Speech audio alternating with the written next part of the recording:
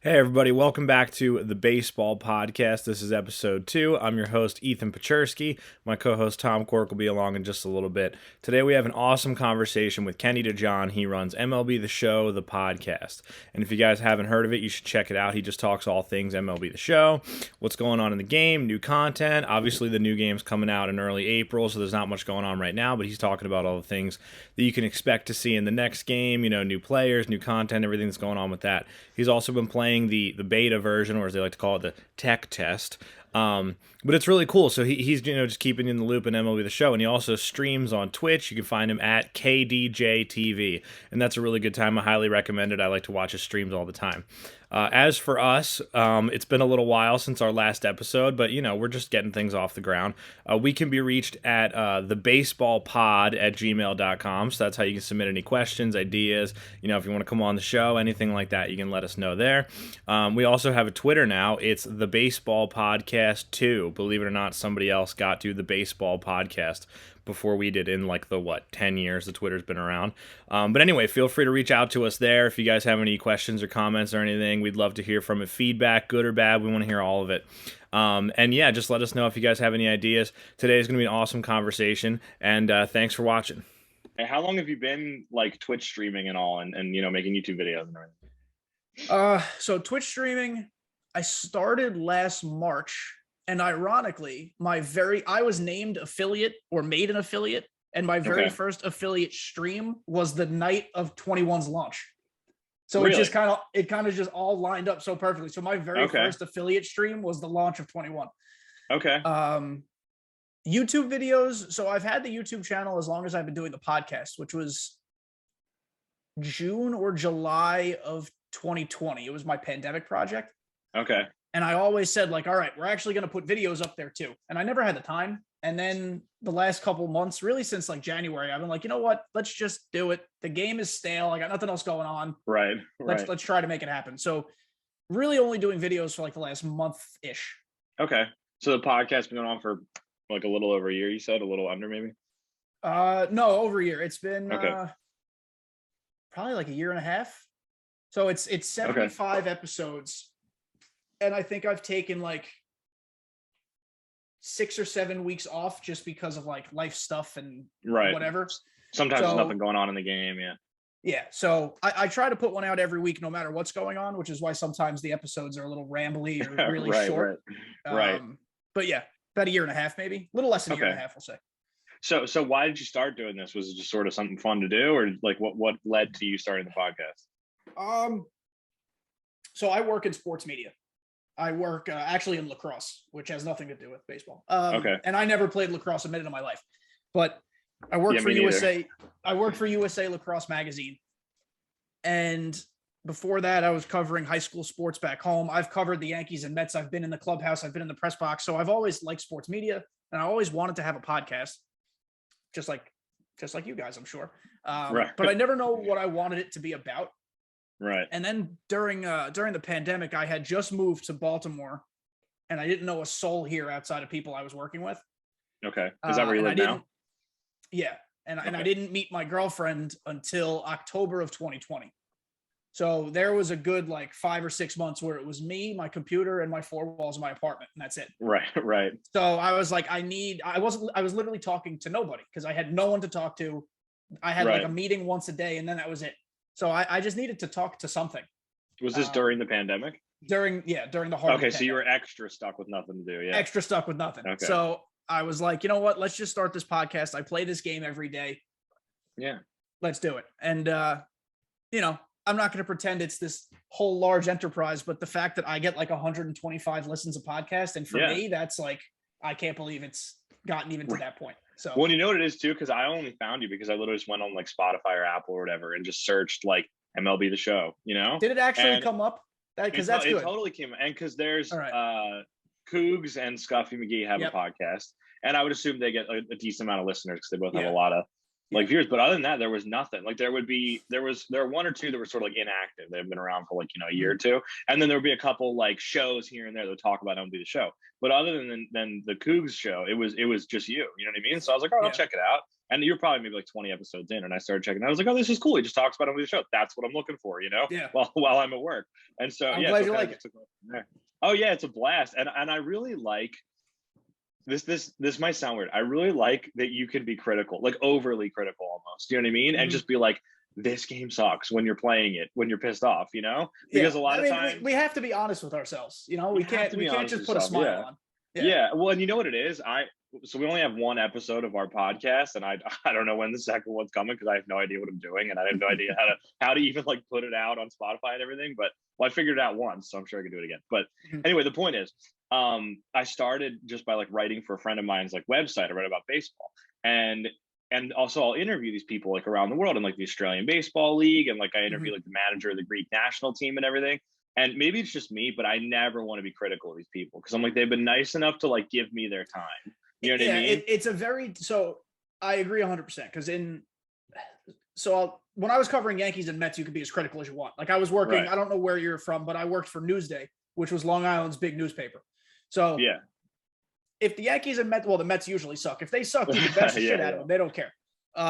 But like working for lacrosse media, we're the national governing body of lacrosse. So we have to be very careful who we piss off because like that next person could be our next national team head coach. They could be our next star player. We got to be very careful. So, and because it's a niche sport, it's like kind of like a rising tide lifts all ships type deal. Right.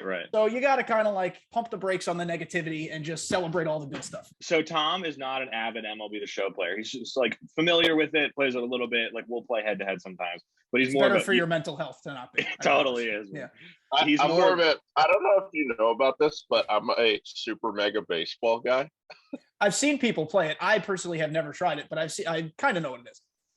Dude, it's sort of like the bigs. You remember the bigs? Yes. It's like that. It's very arcadey, and guys can jump like 80 feet in the air and like catch the ball and everything. But like it's super probably still more realistic than MLB The Show.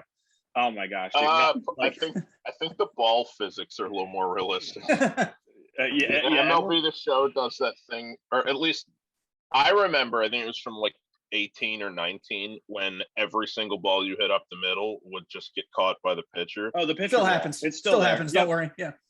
Still happens. It's not even like Cliff Lee. Well, you're Yankees fans. Remember Cliff Lee in the World Series when he sort of just caught it? What a move. It's not that where the pitcher just catches an easily catchable ball. It's like they spin around 180 degrees. Oh, you see the ones that go like this. Yeah, they catch it behind their head.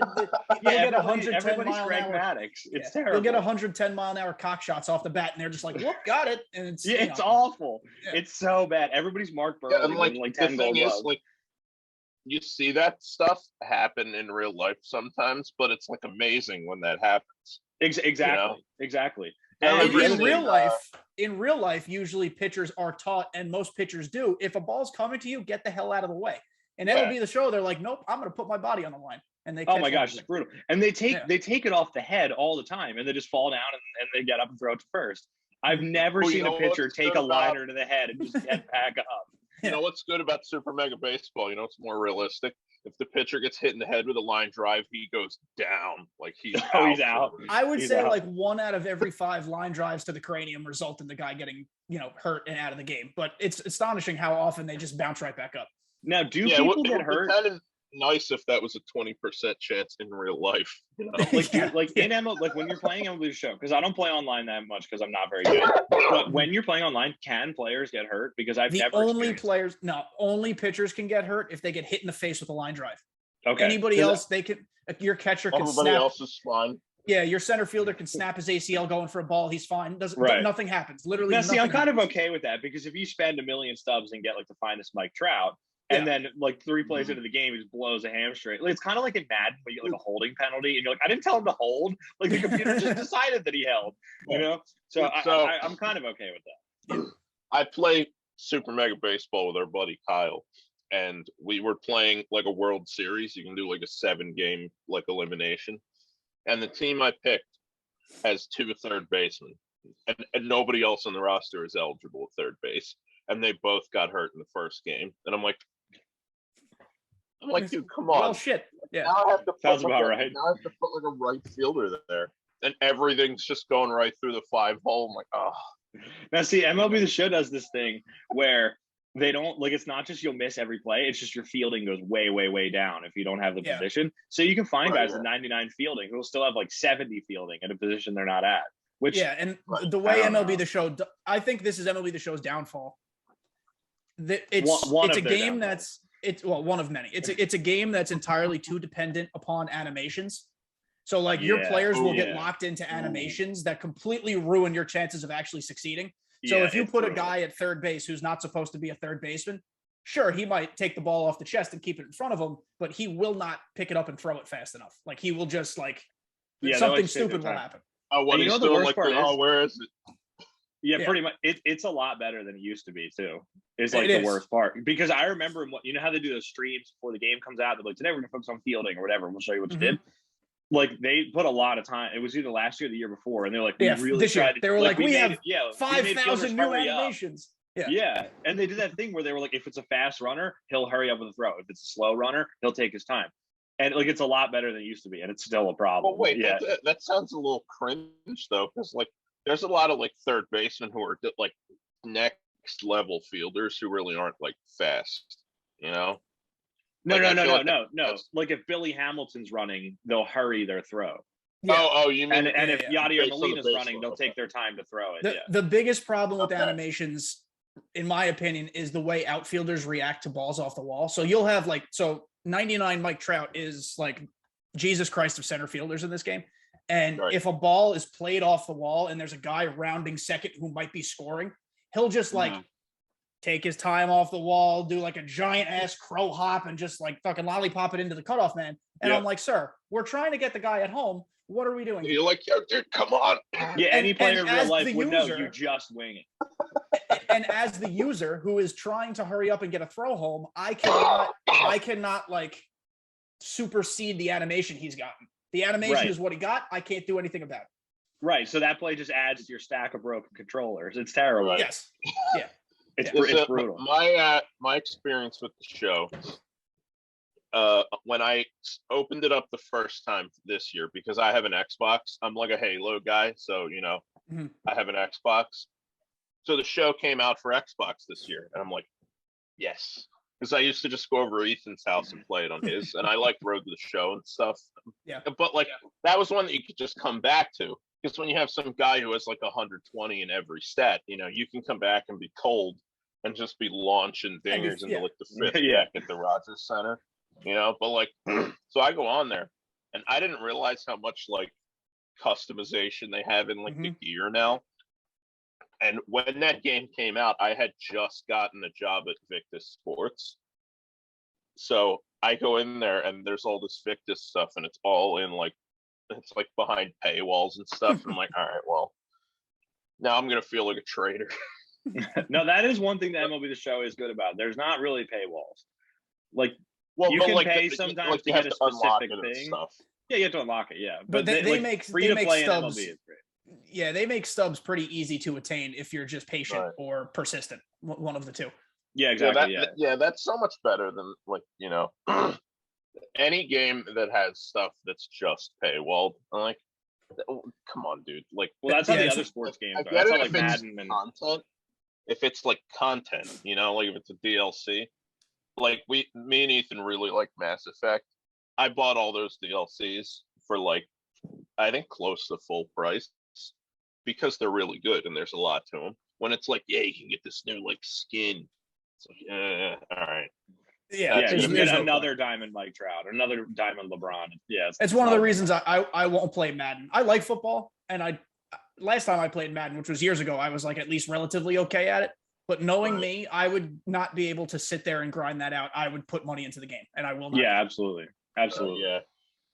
Yeah, but I mean, you're doing okay, because you know I'm sure that streaming MLB The Show brings in like, you know, probably as much money as owning MLB The Show, for example. Yeah. I'm sure you're doing the backstroke for your money, right? Oh yeah, off of MLB The Show revenue. Just swimming in it with my Target shelves behind me and my Amazon desk. I'm just swimming in money. Yeah.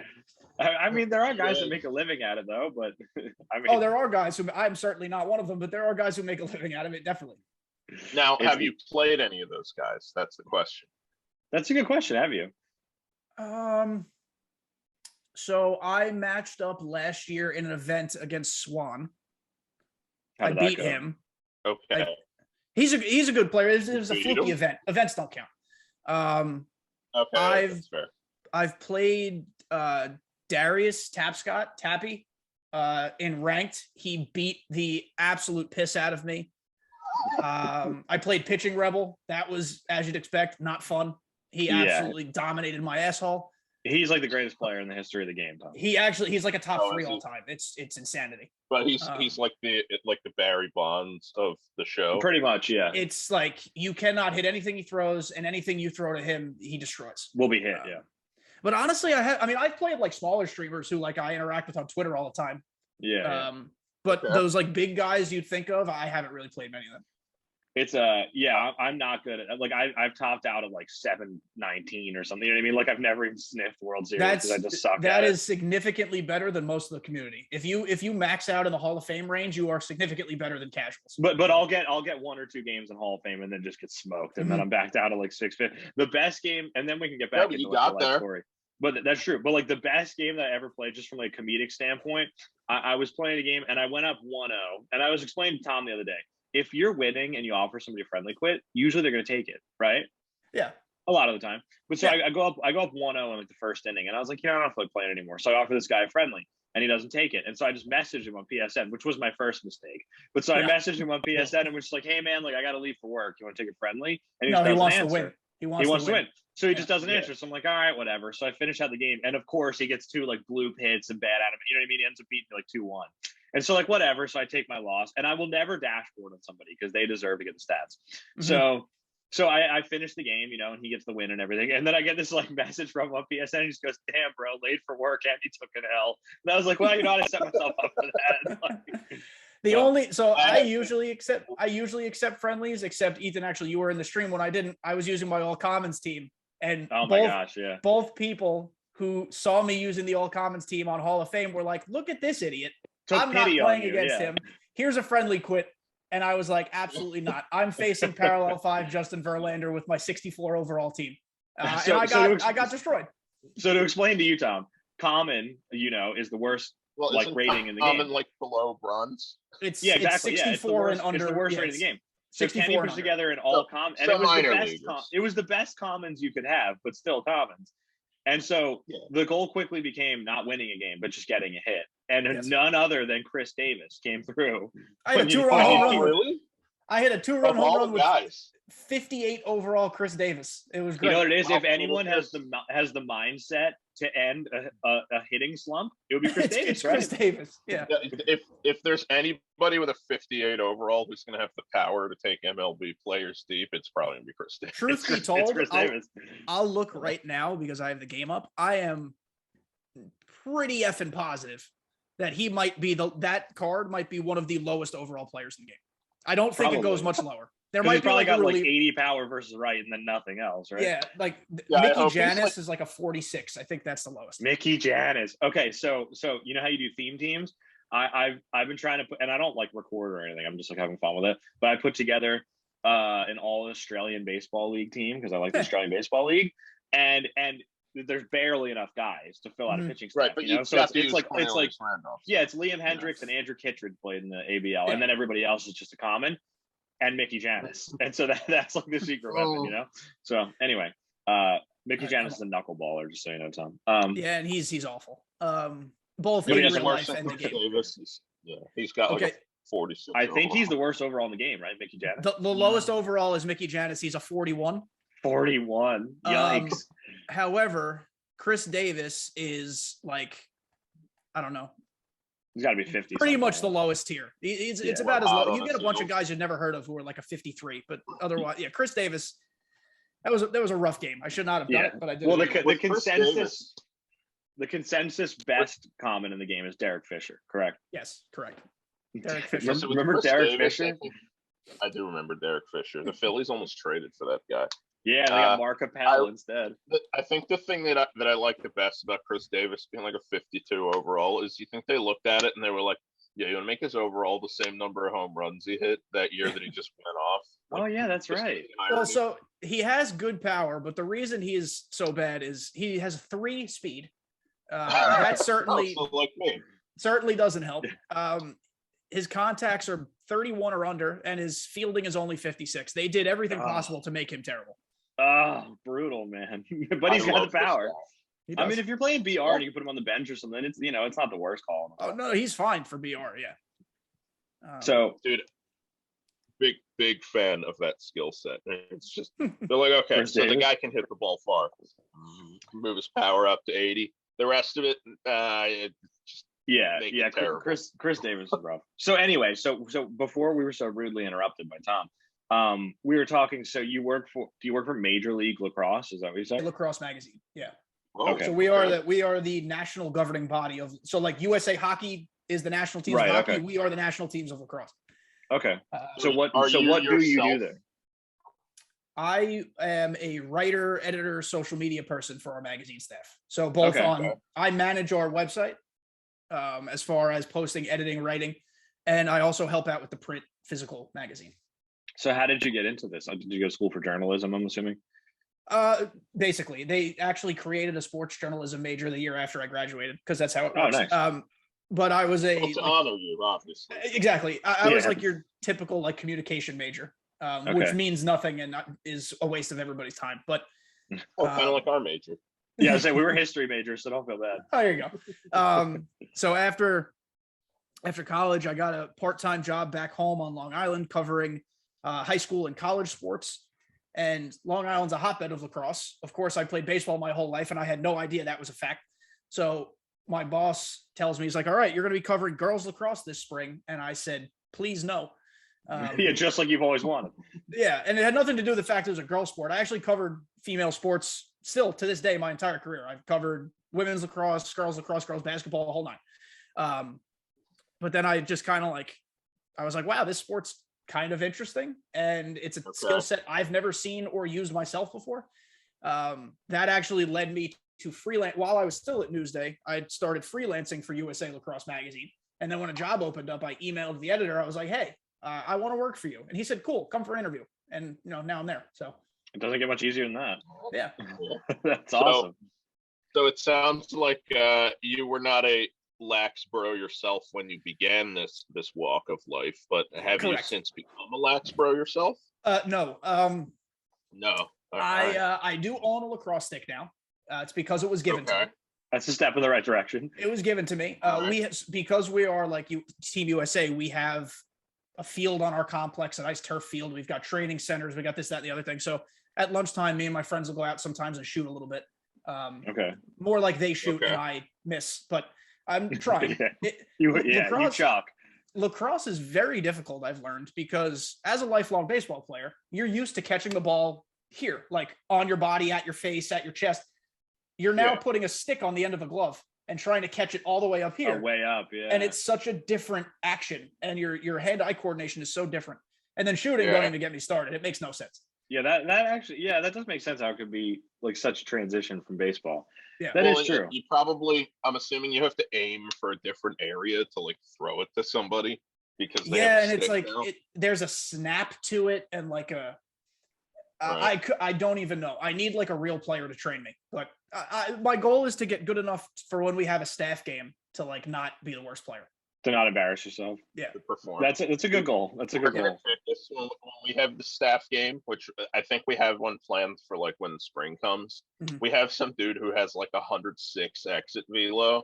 And then we have a guy who throws 95 who's going to be pitching. And I'm like, well, I guess I'm sitting on the bench. Yeah, right. Because as you'd imagine, I've been playing baseball my whole life. That's the worst part. As you'd imagine, we have Division I former lacrosse players on our staff. We have a former St. Bonaventure goalie who's in the St. Bonaventure Hall of Fame. We've got legit athletes in lacrosse on our staff. And I'm just sitting here I used to play center field. I used to run the bases fast. That's it. You're hey guys, definitely played sports before. Yeah, more of an athlete than a lacrosse player, right? I'm can we play pickup basketball next time? I'll be much better at that. So did you play baseball in college or anything? I played club baseball in college, which was fantastic because still got to try out. More fun. It was still a real team. We traveled. We went to Boston. We went upstate New York. We went all over the place. My senior year, we were the number 17 D2 club team in the country. All right. Okay. Which, you know, I'll take it. It's like being the tallest little person, but it's you're the best hitter on the Orioles. Yeah. No, but it was a ton of fun. We had no coach. It was just like team elected captains every year. So it was a great time. What a dream. Yeah, it was really a lot of fun. We used to like we'd play teams who had real coaches and we just laugh at them the whole time. We're like, you guys like are structured. Yeah, taking this seriously. What's the matter? We're not structured and we still make it to the regional finals every year. I don't know what you want. So where did you go to school? I went to Fordham, which is in the Bronx. Oh, okay. Yeah, okay. Yeah. That's Michael K's alma mater, right? Yeah, I hate Michael K. But yeah, John Sterling is good on Yankeeography, and that's apparently the only thing he's talented at. Because on the radio. So you're a Yankee. You're a lifelong. You grew up in the Yankees country, I guess. I'm not super familiar with New York, but like you grew up in like a Yankees fan area, right? Yep. And you hate Michael K and John Sterling. This sounds like a very unpopular opinion. Well, a lot of people dislike John Sterling. More people, I think, use him as comedy than they use him as like. Oh, him and Susan Waldman, who is his color analyst, or we want to call her, they're terrible. Really? Yeah, and like some people, you don't love when he makes those. You don't love when he makes those tortured puns whenever new player like a thriller from Godzilla. Or like when he goes, "It's a deep drive to right field and it's caught at second base." Like he does that all the time too. Oh, dude, like Chip Carey. Dude, I got a Dan Uggla shirt on. Right, and Chip Carey when Dan Uggla was on the Braves, it would be like, that's a high fly ball, deep left field, and it's reeled in by the shortstop. And you're like, yeah. First of all, Dan Uggla is an important part of our lives just because he's hilarious. But Dan Uggla is a character, is a player they 100% need to get in the game. Because could you imagine like a silver Dan Uggla in Battle Royale? Or like they gave it like screw even the silver one. Let's give him like a 96 overall prime Dan Uggla because he wouldn't be. That would be a blast too. He would have like 2008 Dan Uggla. He'd have like 115 power against both sides and 64 fielding. Because I remember the All-Star game, where he made 3 errors. He made 3 errors in like an inning and a half, and I'm like, that's an all-star right there. That's what started our Dan Uggla. That was that was my formative moment. Dan Uggla is an important part. I don't remember how it started exactly, but that all-star game was really important to our Dan Uggla love. And at one point, it started with he used to murder the Phillies, right? Which is because he was a really good hitter, and he was in and he was in the Phillies division. He was in the NL East. And I would be like, dude, this guy is just crushing the Phillies. And then he got to the All-Star game, and I'm like, all right, I know this guy's good. All right. I can count on him. He's good. He's in the All-Star game, and he's finally playing for my team because, I'm rooting for the NL that year. Yeah. And then he goes out there, and he commits 3 errors, and I think he, grounded into a double play to end the game or something. And I'm like, dude, you've got to be kidding me. To compound things, if I remember correctly, I'm pretty sure one of his errors basically lost them the game. Wasn't it a very close game? That's true. Yeah. I remember him being like a key contributor to the American League's win. Yeah, he was like the AL MVP that year because he was the only reason they won.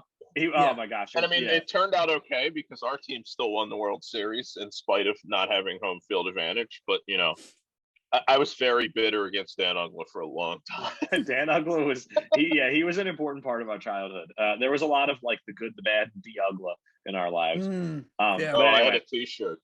Yeah. But anyway, so again, Tom's not super familiar. So Battle Royale is you draft teams, and they give you a certain amount of diamonds. You can pick gold, silvers, and so the whole idea is everybody has to deal with some players that suck, some players that aren't that good. A Dan Uggla having card. Good players in each tier is important, right? Every single person's roster basically ends up being an 80 to 81 overall. That's it across the board. There is no differentiation. Everybody's lineup is essentially not the same as far as players, but the same as far as skill level. Right. Yeah. Right. And there's I'm sure this is meant to balance out the fact that probably 6 months in, anybody who's playing seriously has every single player at 99. Pretty much, yeah. Essentially. There's totally strategies to it, though, where you fill out a lot of your pitching staff with commons because you don't need to use all your pitchers, and then you can get more hitters and everything. But like there are certain cards, like I remember Kyle Schwarber at one point was one of them, and like Miguel Sano, like guys that have lower overalls because they're bad at fielding, but they have a ton of power. Those guys are really like useful. You know what I mean? And the thing, the reason, I think it's important to say too, the reason they're usable in Battle Royale is because the difficulty of Battle Royale is the middle difficulty, which is like almost essentially the standard difficulty. Like most people who play this game, even if they're not great on that difficulty, at least that's what they play on all the time. So pitch speeds are not going to blow past you most of the time. So you can get a guy who's got a teeny tiny PCI, which for people who are listening is like your swing indicator. Yeah, yeah. But they have like it's your bat. It's your bat. They have max power. So if they touch it, it sails. So you could get Dan guys like Uggla would be one of those guys. Dan Uggla would essentially be Miguel Sano. Like he'd be the same player. Exactly, yeah. Right. Yeah, I'm imagining like a 2006 like silver Dan Uggla that would just like blow the doors off in Battle Royale. Yeah, but anyway, it's time. I'm gonna carry the torch. Yeah, and I can't imagine Dan Uggla. I'm gonna start tweeting at MLB The Show. At the Uggla. Well, it's funny because under most MLB The Show tweets, there's always the same guy who says, "Please add sex to the game next year." You could be the guy. Yeah, you could be the guy. Richie Sexton, or he wants nudity. No, legit nudity, and then you could be the guy who follows it up with "and give me Dan Uggla too." Yeah. Yeah, while you're at it, related note, you can. I was not familiar. Please add sex to the game. It's always the same handful of questions. It's like, is MLB The Show coming to PC? Is MLB The Show adding sex? Where's Dan Uggla? Like those are the things. Now, I want to know, like, so I assume that he would ostensibly mean in like Road to the Show. I want to know what the gameplay you want to get your ball players' confidence up, get them a little chuspa. Yeah. What about like, dude, he gets like whiskey dick from partying too hard, and then his confidence goes down. Yeah, it's like blitz the league. Think of Road to the Show as like a watered down GTA. That's what they want it to be. Is that Dan Uggla? It is. Like, is it Dan Uggla? Oh, it's a rookie card. Oh, wow, that's worth like $14 there. I think that's what I paid for it. Yeah. When I was a kid, like right after our Dan Uggla love started, the sports like the collectibles store up the street was going out of business, and they had a Dan. Was it like a poster or something? It was one of those like 8x11 like pictures or whatever. Yeah. And they had a sign one. It was like $10, and I was like, "Steal? Are you kidding me?" So anyway, so Kenny, what are some players that you want to see added to the game? I really, really, really want Carlos Beltran. Okay. I know he's kind of in hot water. I don't think there's any cheating mode in the game, is there? Unless people bunt and steal. It's the only reason. They missed such an opportunity to make that a ritual. Yeah. That would have been the best ritual item in the game. You know what I mean? Like trash can, like magic. That would be hilarious. Yeah, like they missed such an opportunity. They should have been like a strikeout sound effect where it's someone just banging a trash can. Yeah, exactly. Because for people who don't know, you could so I don't change my sound effects because it's a waste of time. I don't care. And I think a lot of people who do it are kind of trolls. Like you'll have like if you get a strikeout, like I don't even listen to it. There are some people like if you strike me out, you get a cash register cha-ching that goes off every time, or like there's like fireworks sounds are going. If you got one that was just someone wailing on a trash can, I'd use that. That'd be funny. Oh my gosh, yeah, 100%. But the Astros jokes are really an untapped potential market here. Exactly. I feel like MLB The Show, if you're listening, and we know you are. Yeah. MLB The Show, you're listening. Yeah. Well, did you ever play like wrestling video games? Did you ever watch wrestling as a kid? My brother played them, my younger brother. So I was there when he played, and I occasionally like 1v1'd him. They're ludicrous, those games. I'm telling you a lot about myself by saying that I used to be into wrestling as a kid, but so take that as you will. But you used to be able to create super signs. Into wrestling. Like you used to, like, because you know how in wrestling will have signs and so like Triple H sucks or whatever. You could create your own signs and put them in the stands. That is a feature that we need in MLB The Show. Remember how Madden used to be able to create fans? Maybe, but also I don't know because stadiums are already laggy as it is, and if you gave people custom signs, I think the game would just combust. And people would like get racist and stuff. You're right; it's not a good idea. But, MLB did a good job this year with cracking down on like the racist team names and logos and stuff. But that is true. You're right. It'll never go away. Yeah, people will always be clowns about it. Yeah, people just find increasingly creative ways to do it. Yeah. yeah, exactly. Yeah, people put a lot of thought and effort into how to. But anyway, okay, so those are some players you want to get. Do you have any like under the, because we just talked about Dan Ugla. I'm sure nobody's sitting there banging the drum. Do you have any under the radar guys you want, like Paul O'Neill or something? Paul O'Neill, that's amazing you brought him up. He is my favorite baseball player of all time. Really? See, I don't think he'd play that well on MLB The Show. I think he'd just be like Jay Bruce. I grew up in the 90s when the Yankees were like, at the tail end of the 90s when the Yankees were the Yankees. So Paul O'Neill was like a hero. And so funny story. Right. I said I covered Yankees and Mets games. I held the elevator door for Paul O'Neill once, and that was fucking the coolest thing of my life. I was just to say a word to him. I said like, hey, so like, you were at full mast. 100%. What's interesting is like, so because I've always been like pre-exposed since college to be like, I'm in a locker room, I'm around like Michael Strahan's right there, CC Sabathia's right. Like those things, truth be told, they don't affect me. I'll just walk into the Yankees clubhouse and be like, okay, I have to interview Gary Sanchez today. I'll just go walk up to Gary. Hey, Gary, what's going on? Get his translator, have a conversation. Nice. I held the elevator for Paul O'Neill, and I was like, I didn't know it because he was like my childhood hero. I had no idea what to do. Yeah, wow, that is cool. Now, see, are you familiar? Does sound cool, yeah. Are you familiar with Victus at all? The company that makes bats. They make like Bryce Harper and Tatis. Yeah, they're in the game. So, that's right, they're in the game. So Tom works for Victus. He makes bats, right? Give us some names of players that you've gotten to make bats for. Is it Trace Barrera? Is that how you pronounce it? Yeah, the guy on the Nationals. Trey or Trace Barrera. Yep. Yeah. Yep. Yeah, I did Trace Barrera. Tom Murphy. Okay. Tom Murphy's got a good card in the game. Well, if I could be pretty candid here, when you make Tom Murphy's bats, do you also put holes in them? Because he strikes out way too effing much. Yeah. Well, I didn't this time, but like last year I wasn't doing pro bats, so whoever was doing them then might have been doing that. Just switch. They take them over to drill press. And just like, yeah, exactly. Yeah, they're just putting holes in them. Yeah. Who's Jonathan that other VR, right? I did. Oh yeah, that was the first pro I ever did with Jonathan VR. Is not that bad. Jonathan VR is a good card in the game, right? He's one of my favorite BR cards. Whenever he comes up, no matter what card it is, I draft him. Yeah, Jonathan he came into the shop, and I don't recognize baseball players when they don't have like their uniforms on. Mm-hmm. So he comes into the shop and he's hanging out with like my boss and everything, and then they bring over the bat, and they're like, "Hey, can you finish this up real quick? Just sand it to like drop 2 or whatever." And I'm like, "Okay." And then he's like, "All right, yeah, just go hand it to Jonathan." And I'm like, "Oh, don't mind if I do." And he's like, "Yeah, it's Jonathan VR." And I was like, "It is?" So like, how come he didn't give me a big? Did you say anything to him? His bat? Yeah. Well, did you say it? Does he speak English?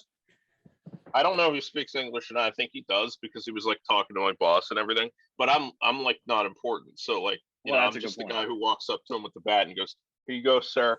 And then I go back to my hole, No, I just want to point out. That is a very cool job. I just want to say before.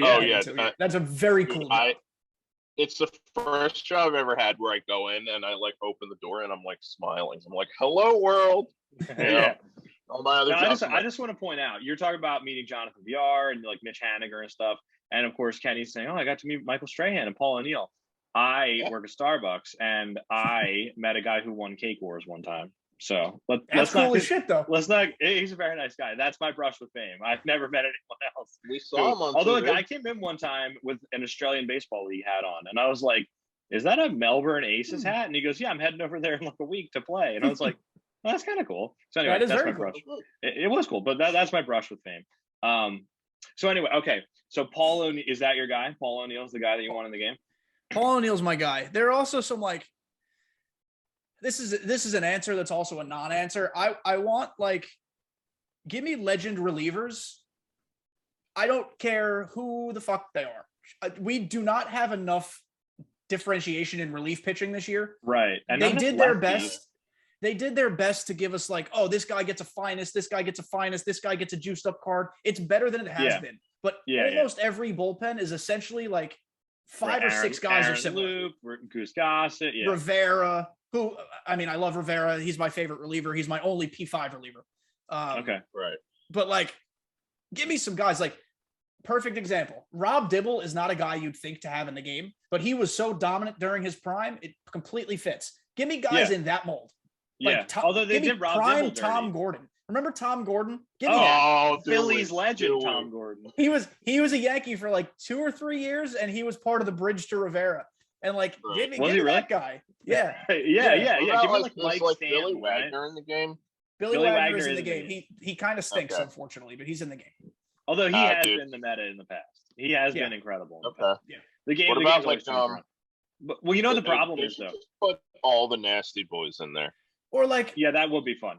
I don't know if he's a good person. Like, unfortunately, you have to like preface everything by saying I don't know what shitty things these people have done in their lives recently. But like, not a nice guy, but give me like Armando Benitez. Like he was pretty good for a little while. Oh yeah, he used to throw heat. Give me like Jose Valverde. Give me, people of that ilk, like those early 2000s guys who had a couple good seasons. Well, you know what it is too. They do this thing. Joaquin Soria. Well, he's still in the game. God, he's bad. Oh, but they do this thing where what is he old? He's old. Yeah. Yeah, he's very old. They only give you like fireballers though. Like I want like sidearm. You know what I mean? Like I want like Chad Bradford in the game, or like that'd be super like cool. Dan Quisenberry. You know what I mean? Yeah. Like Darren O'Day is that guy, but he's pretty old, so he'll be gone soon. But like Darren O'Day is a legend that they should, and give you like a 91 Darren O'Day. Yeah, but I agree. Yeah, it's. What about Shoot, I just had somebody in my head. I forget what I was going to say. Like another great example, Brad Lidge like would be Brad Lidge would be great. They gave us Blue Jays legend Tom Henke. He's awful. He's terrible. He doesn't have any good pitches, but he's the type of guy they should get more of. Here's the thing that I want to do. And they used to do this and they kind of stopped, I guess just because people didn't care as much. But like legends are only diamonds now. Like you get a low diamond of a guy early in the game, and then you get his prime or his milestone, whatever. So like perfect example, Heath Bell was new to the game this year, right? I remember Heath Bell. He was a lot of fun, right? Heath Bell was a ton of fun to watch. Yeah. And they gave you like an 86 or something Heath Bell like early in the game, and now he has his milestone. It's like a 91, and that's it. And it's like, I mean, they blew the timing of it to make Heath Bell relevant anyway. But like, I want more Heath Bells. Like I want more guys that you could do, like Chris Sabo. You know what I mean? Like have like an 84 overall legend. Just because like you'll use them in BR and events and stuff. Like not every guy has to be a 99. Does that make sense? There are some guys like Larry Walker got a gold. It's really shitty, but he's got a gold. Jim Tomei's got a gold, but they don't do it enough. Yeah, they don't do it. Well, and the thing is too, like they'll give you Jim Tomei, who's a 99, obviously like one of the best hitters ever, and they'll give you a gold. But I want them to bring back legends that were just fun, like Pat Burrell. I mean, well, let's not get into Pat Burrell. Pat the Bat would get a prime card. We talked about him at length on our last podcast. Yeah, Tom issued a public apology in our last podcast for thinking that Pat Burrell sucked. But Pat Burrell would be someone, because he'd be like maybe an 85 like max, because he's just a statue in the field. But Pat Burrell would be so much fun in VR. You know what I mean? Because he raked. Like there are plenty of guys like that. The Yankees would. Now I can't think of any Yankees guys, but like they should do like legends. Josh Willingham. Josh Willingham. Well, talking about he would. The guy I'm about to say would most certainly get a diamond and probably even a postseason high diamond, but I want Hideki Matsui. I don't care what his fielding is. I want him in the game. Yeah, he'd tomorrow. be fun. Oh. Yeah. Well, you know what it is too? That some of PTSD, dude. Like a lot of people's because we're Phillies fans. So that's I'm sorry. That World Series was, I mean, they won the year before. I'm not that upset. But like I just have something to say. Oh, a lot of people's favorite cards are like the lower versions of a legend. When they, you know what I mean? Like Johnny Venters was so good that year. Do you remember that? When they put him in the game and he just threw gas as like an 81. I want more Johnny Venters. I want Eric O'Flaherty in the game. Well, I'll tell you two of my favorite cards in this game, they're not legends, so it doesn't necessarily completely. Is that an Eric O'Flaherty auto? Rookie auto. Eric O'Flaherty. Two of my favorite cards in this game, because I use them in BR, are cards that are just like whatever. Tops now 79 overall. Robel Garcia is an absolute wow. I don't even know who that is. And he's like a rookie this year, right? Yeah, and live series, I think he's like a 67 Keibert Ruiz. Superheroes, those guys. Yeah. Like cards like that are otherwise throwaways. They don't do enough of that. Yeah, they don't. They absolutely in BR, like you need cards like that, 100%, which gives them all that value. You need guys who can punch. They have to punch above their weight. Like they will give you golds. And okay, so the way BR works, Tom, is there's like a BR rewards path, and you get certain packs along the way. And so they'll give you like a silver battle royale pack and a gold battle royale pack, and they're just juiced silver cards. And it has like a silver Jorge Posada, which they did this year. So like they'll give you like Logan Morrison's a guy that everybody loves because Logan Morrison had a year where he was just bananas against right-handers. And so if you get silver Logan Morrison, he's amazing. But like, I want more legends like that. You know what I mean? Like not every legend has to be Willie Mays, and then you can give them a lower tier card. Yeah, I mean, it would be so much I'll fun. do it right. I will go go through ahead. while we're talking about this because this is a good opportunity to do so. The rewards path that what the hell is going on? What is happening? Hold on, please. The MLB The Show servers are combusting right now. Battle Royale program. Okay, so in this silver choice pack, there's like fucking 700 cards in this one. Silver Eddie Murray, silver Ernie Banks, silver Rafael Devers, Posada, silver Kenny Lofton. Oh, this yeah. is what you want more of, Wait, was that Phillies Kenny Lofton? No, it was 2002 Giants postseason. Okay, that's right. Silver Rob Nen, who's admittedly terrible. Rob, right? Silver Joe Carter. Silver Sean Rodriguez, which is a lot of fun to use. That's a fun card. Well, Estrad. That card's really good. Sean Rodriguez. This is one of my favorites as well. Silver Beef Wellington Castillo. All right. That's right. Wellington Castillo. Silver Jay Buhner. Like just guys like that who are silver Matt Joyce, Phillies legend. Yeah, Phillies legend Matt Joyce. Yeah. But you know what it is? Like they're taking guys like they're taking Jorge Posada, excellent player, right? Diamond, right? And they're giving him a silver, which is fun. I want that. I also want them to just be like, here's Chris Coast. You know, like that's not a guy that they should put in the game. But like I want them to be like Jack Cust. Give me Jack Cust. Jack Cust would be a blast, dude. You'd have like a 69 bronze Jack Cust, which is like enormous power. He'd have like Jason Kubel. That would be a great one. Yeah. Because like they do that with the gold. So the gold, I think the gold legends are admittedly better. Not just because they're gold versus silver, but like they do a better variety. So there's gold Frank Tanana. Like who the fuck is Frank Tanana? Like nobody cares. Well, and the thing about gold too is they do a good job of giving you flashbacks to when players were pretty good, but like Jason Kipnis, right? Like Jason Kipnis was gonna say that's solid. A great card. That's a great card. Like he was rock solid, but Jason Kipnis was never a diamond, and he never will be a diamond. There's a gold. Honestly, maybe the golds aren't as good as I thought. Gold Brad Brock, gold Harmon Killebrew. Yeah, like Miguel Sano's gold was amazing, right? Gold Jake Lamb, one of the best swings in the Jake game. Lamb, yeah. Yeah, I mean they try their best. So we give San Diego Studios, for anybody who doesn't know, who make MLB The Show. Right. We give them a lot of shit all the time, and often deservedly so. Ethan was just saying before, I think it was before Tom, you were on here, that on my podcast, I, when necessary, rip the ever-loving shit out of that company because they do things that don't make sense, or they do things that are like irresponsibly bad as developers.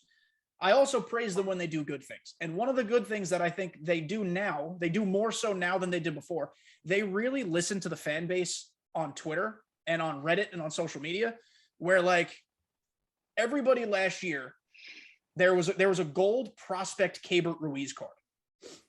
Yeah. Literally everybody loved that card. Not a single person had a bad thing to say about it. Legitimately my favorite swing in the game. And a lot of other people share that opinion.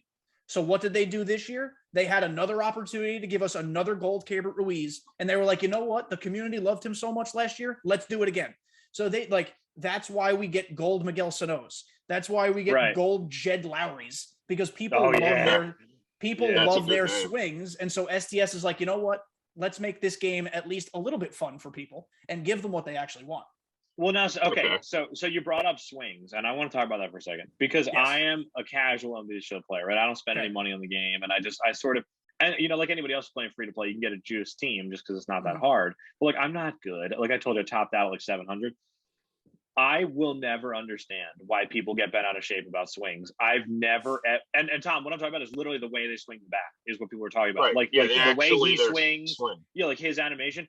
I have never ever noticed a difference in the way anyone swings, and that part of it could just be like that I'm stupid and I don't know what I'm talking about, and also that I'm not playing on higher difficulties. But like I've never been like, I don't like the way that guy swings. I just pick the guy whose stats I want the most. Does that make sense?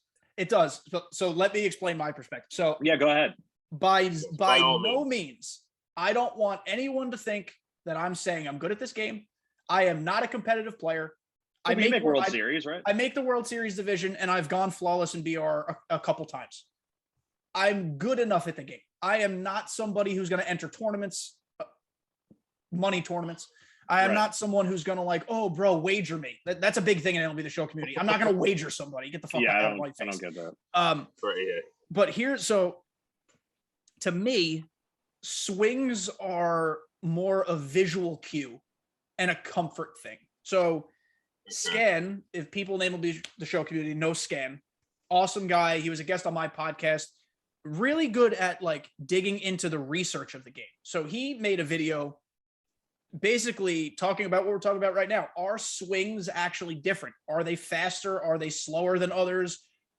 Or do they get different exit velocities? Things like that. Right. Some guys' bat stays in the zone longer. Yeah. Right. He essentially proved, and I don't want to, I'm paraphrasing. Don't completely take what I'm saying for truth, but like he had essentially figured out like, no, swings are not different as far as how they react. To me, if I'm pretty much 90% of the games I play are on Hall of Fame or Legend difficulty.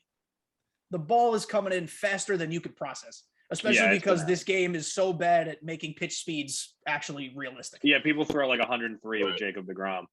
And it's like 103 is like, it's in the catcher's glove by the time you're ready. Right. Right, it's like actual 103. Yeah, pretty much. Pretty much. So that makes a guy like 99 Albert Pujols for me impossible to use. Because even though his actual swing from start to finish is the same as like a Chipper Jones, who I use at third base. I've used him since he came out day one. Mm-hmm. Excellent, yeah. Albert Pujols has a really monstrous leg kick that starts before his swing initiates. That I do understand. Like it can mess with you visually. I do understand. So even though his swing top to bottom is exactly or close to exactly the same as Chipper Jones, because his leg kick moves so soon, it messes with the timing in my head. Okay. And I'm like, oh shit, I have to swing now. But in reality, I didn't understand that that's what people were talking about. I thought they literally meant like the way his hand. Okay, because there's only one guy that I just can't use anymore, and there's two guys. It's Kyle Farmer and Luke Voigt. I will never pick their cards. Favorites. I know. They're just I will never ever pick their cards because I cannot stand the way their knee comes up into the frame and then plants and it throws me up. I think I understand what you're talking about now. But there are also some guys, though, regardless of what we're talking about feel, there are some guys who, for some reason, I don't think this is science, but like Trey Turner, every card he has, his live series, his all-star card, his finest card, they all get the best exit velos I've ever seen, no matter how you make contact with the ball. Right. You could be incredibly early, end of the bat, it sails 50 feet over the fence. Some guys, their swings just create better launch angles and exit velos, and there's no way to describe it. So like those guys, when people say, oh, I love his swing, or his swing is glitchy, or his swing is whatever, that's usually what they mean. Right. Like guys that are just like almost a cheat code, because no matter how bad you are at the game, they reward you for something. Yeah, I think that's been a thing even before like they actually Dynasty, like well, like the last show game that I played a lot of was 09 The Show on the PS2. Mm-hmm. So recently. Yeah, but like obviously, they weren't out there like motion capturing people's swings or anything then, or anything even remotely close to that. They were like, just make it kind of look like that. Even then, they had players who were just inexplicably good, like Mike Napoli. Mike Napoli was somebody we people really want back. We need him in the game strictly for Battle Royale. Yeah, because he'd be a catcher that can rake. In 09 The Show, dude, he would hit like 50 home runs every year. Yeah. Even like if you're playing with him, you're like, dude, this guy was not a 50 homer guy. Why is he jacking every single pitch like 100 feet over the wall? Yeah, it's just because.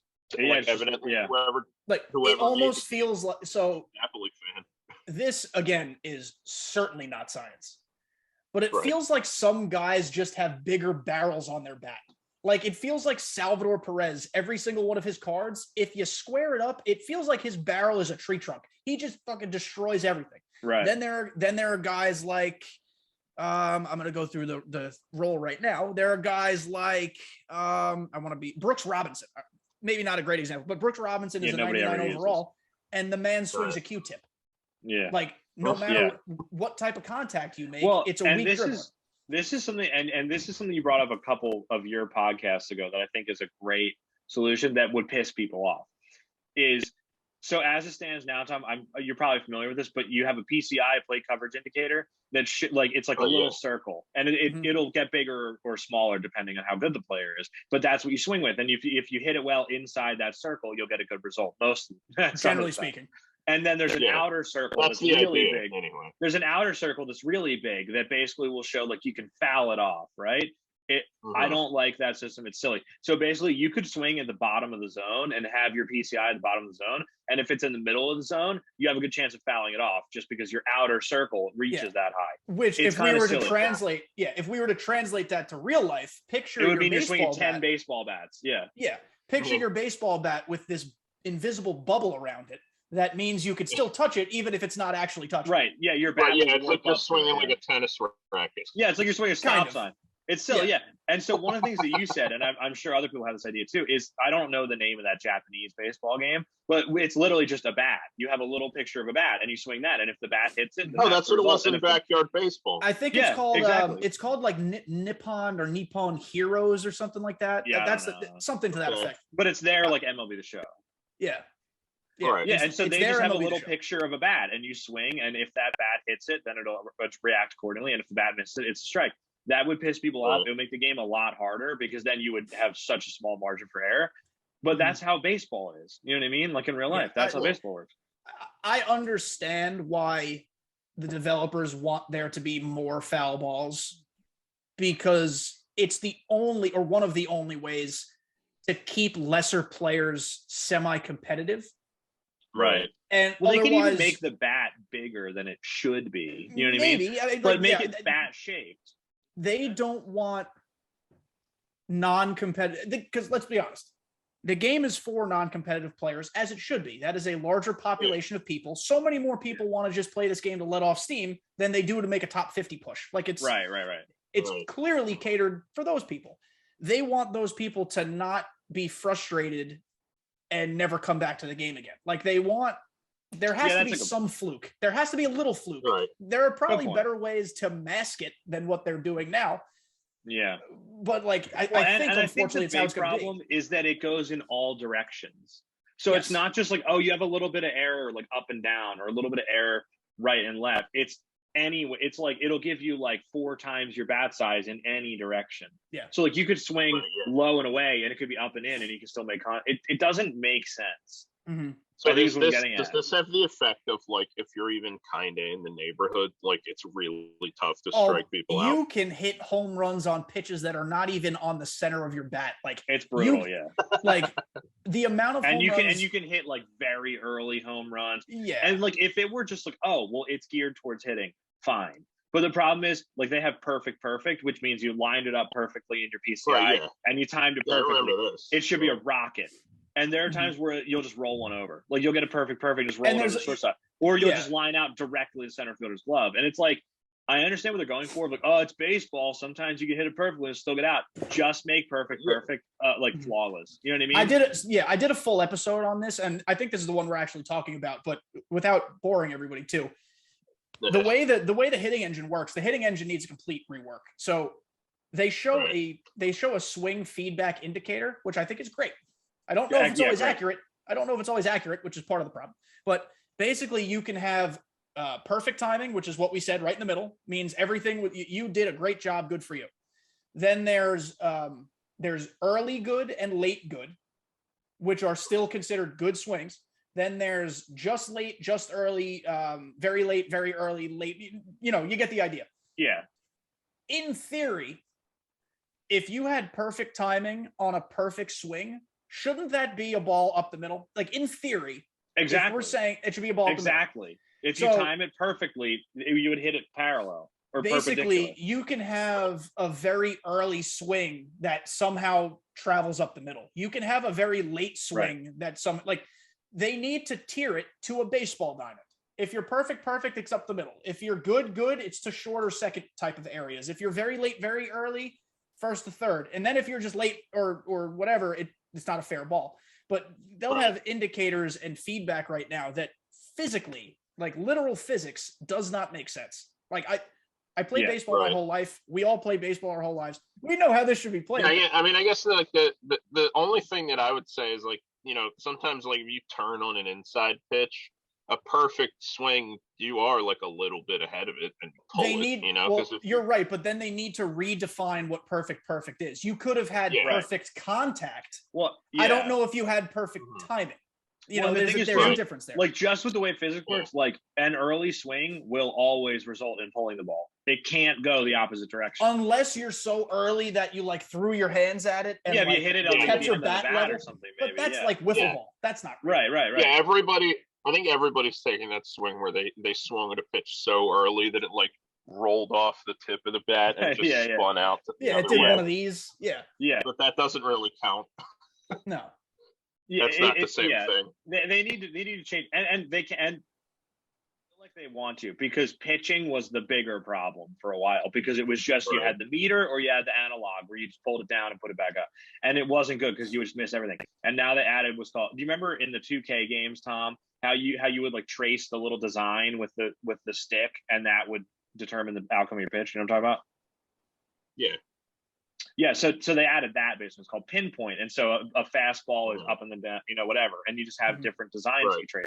And now it's like it's a little overpowered now, but they kind of nailed it. And now it's like your pitch goes where you want it to go, and if you mess up the design, it won't go where you want it to. You know what I mean? Right. So it's So hitting needs a rework. Want to do something about it. Yeah. Okay.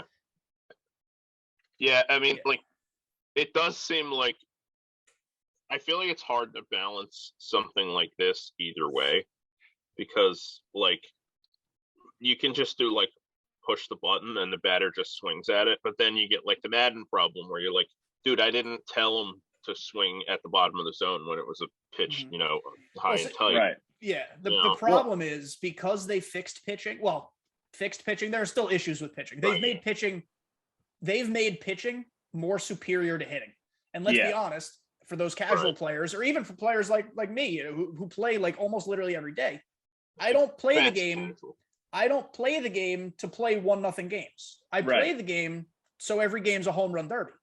Like there's not enough offense. Most of the time there's not enough offense in the game because it's so hard to like actually get rewarded for the good swings you're taking. Because the game doesn't make sense. Exactly. Yeah. It's frustrating. And the thing is too, because we brought up Madden, and I think the difference is Madden is a lot about like being smart, because like I don't understand. Like I understand how football is played and I understand how it works, but like I don't know when to call a cover 2 versus like man-to-man. You know what I mean? Because I'm not a defensive coordinator. I will never be. But it's like you can do that, and you can be like, oh, okay, he's gonna run this down, so I'm gonna bring blitz. Like, but in baseball you don't do that. It's like you can try to outsmart people with like what pitch you're going to throw, but it's more just about feedback and timing and everything. Yeah. So like MLB has, like in Madden, if you mess with the timing on something, a lot of times you can get away with it. I mean, I don't play Madden, but I'm assuming that's how it works. But in MLB, you can't, there's not like, oh, you can be smart and get to World Series. It's just, you're good with like the stick or you're not. Like you're good on the controller or you're not. Does that make sense? Yeah, it's like you get good feedback and you can recognize what pitch is a ball. And like that's how you get to World there's Series. No game plan. I mean, I guess there's pitch sequencing, but other than that, really fast. Yeah. How do you pitch sequence? Because I have no concept of pitch sequence. Sometimes I just go, I'm going to throw a slider here. So it's a good question. And there's a couple right answers. There's pitch tunneling and then there's pitch sequencing. So pitch tunneling is like Pitching Ninja on Twitter. If you guys follow Pitching Ninja. Right. He always shows tunneling where like pitches start at the same way. And then the last second they break opposite directions. Mm-hmm. So like Blake Trinan throws a sinker and a cutter. They start at the same way, and at the last second, sinker comes one way, cutter comes the other way. If you put them or position them at the same starting point and then throw them one off the other, your opponent's going to be like, oh, I expected the other one, but now it's barreling in on my hands. I make weak contact or a swing. Right. That's tunneling. Yeah. Pitch sequencing can work a couple ways.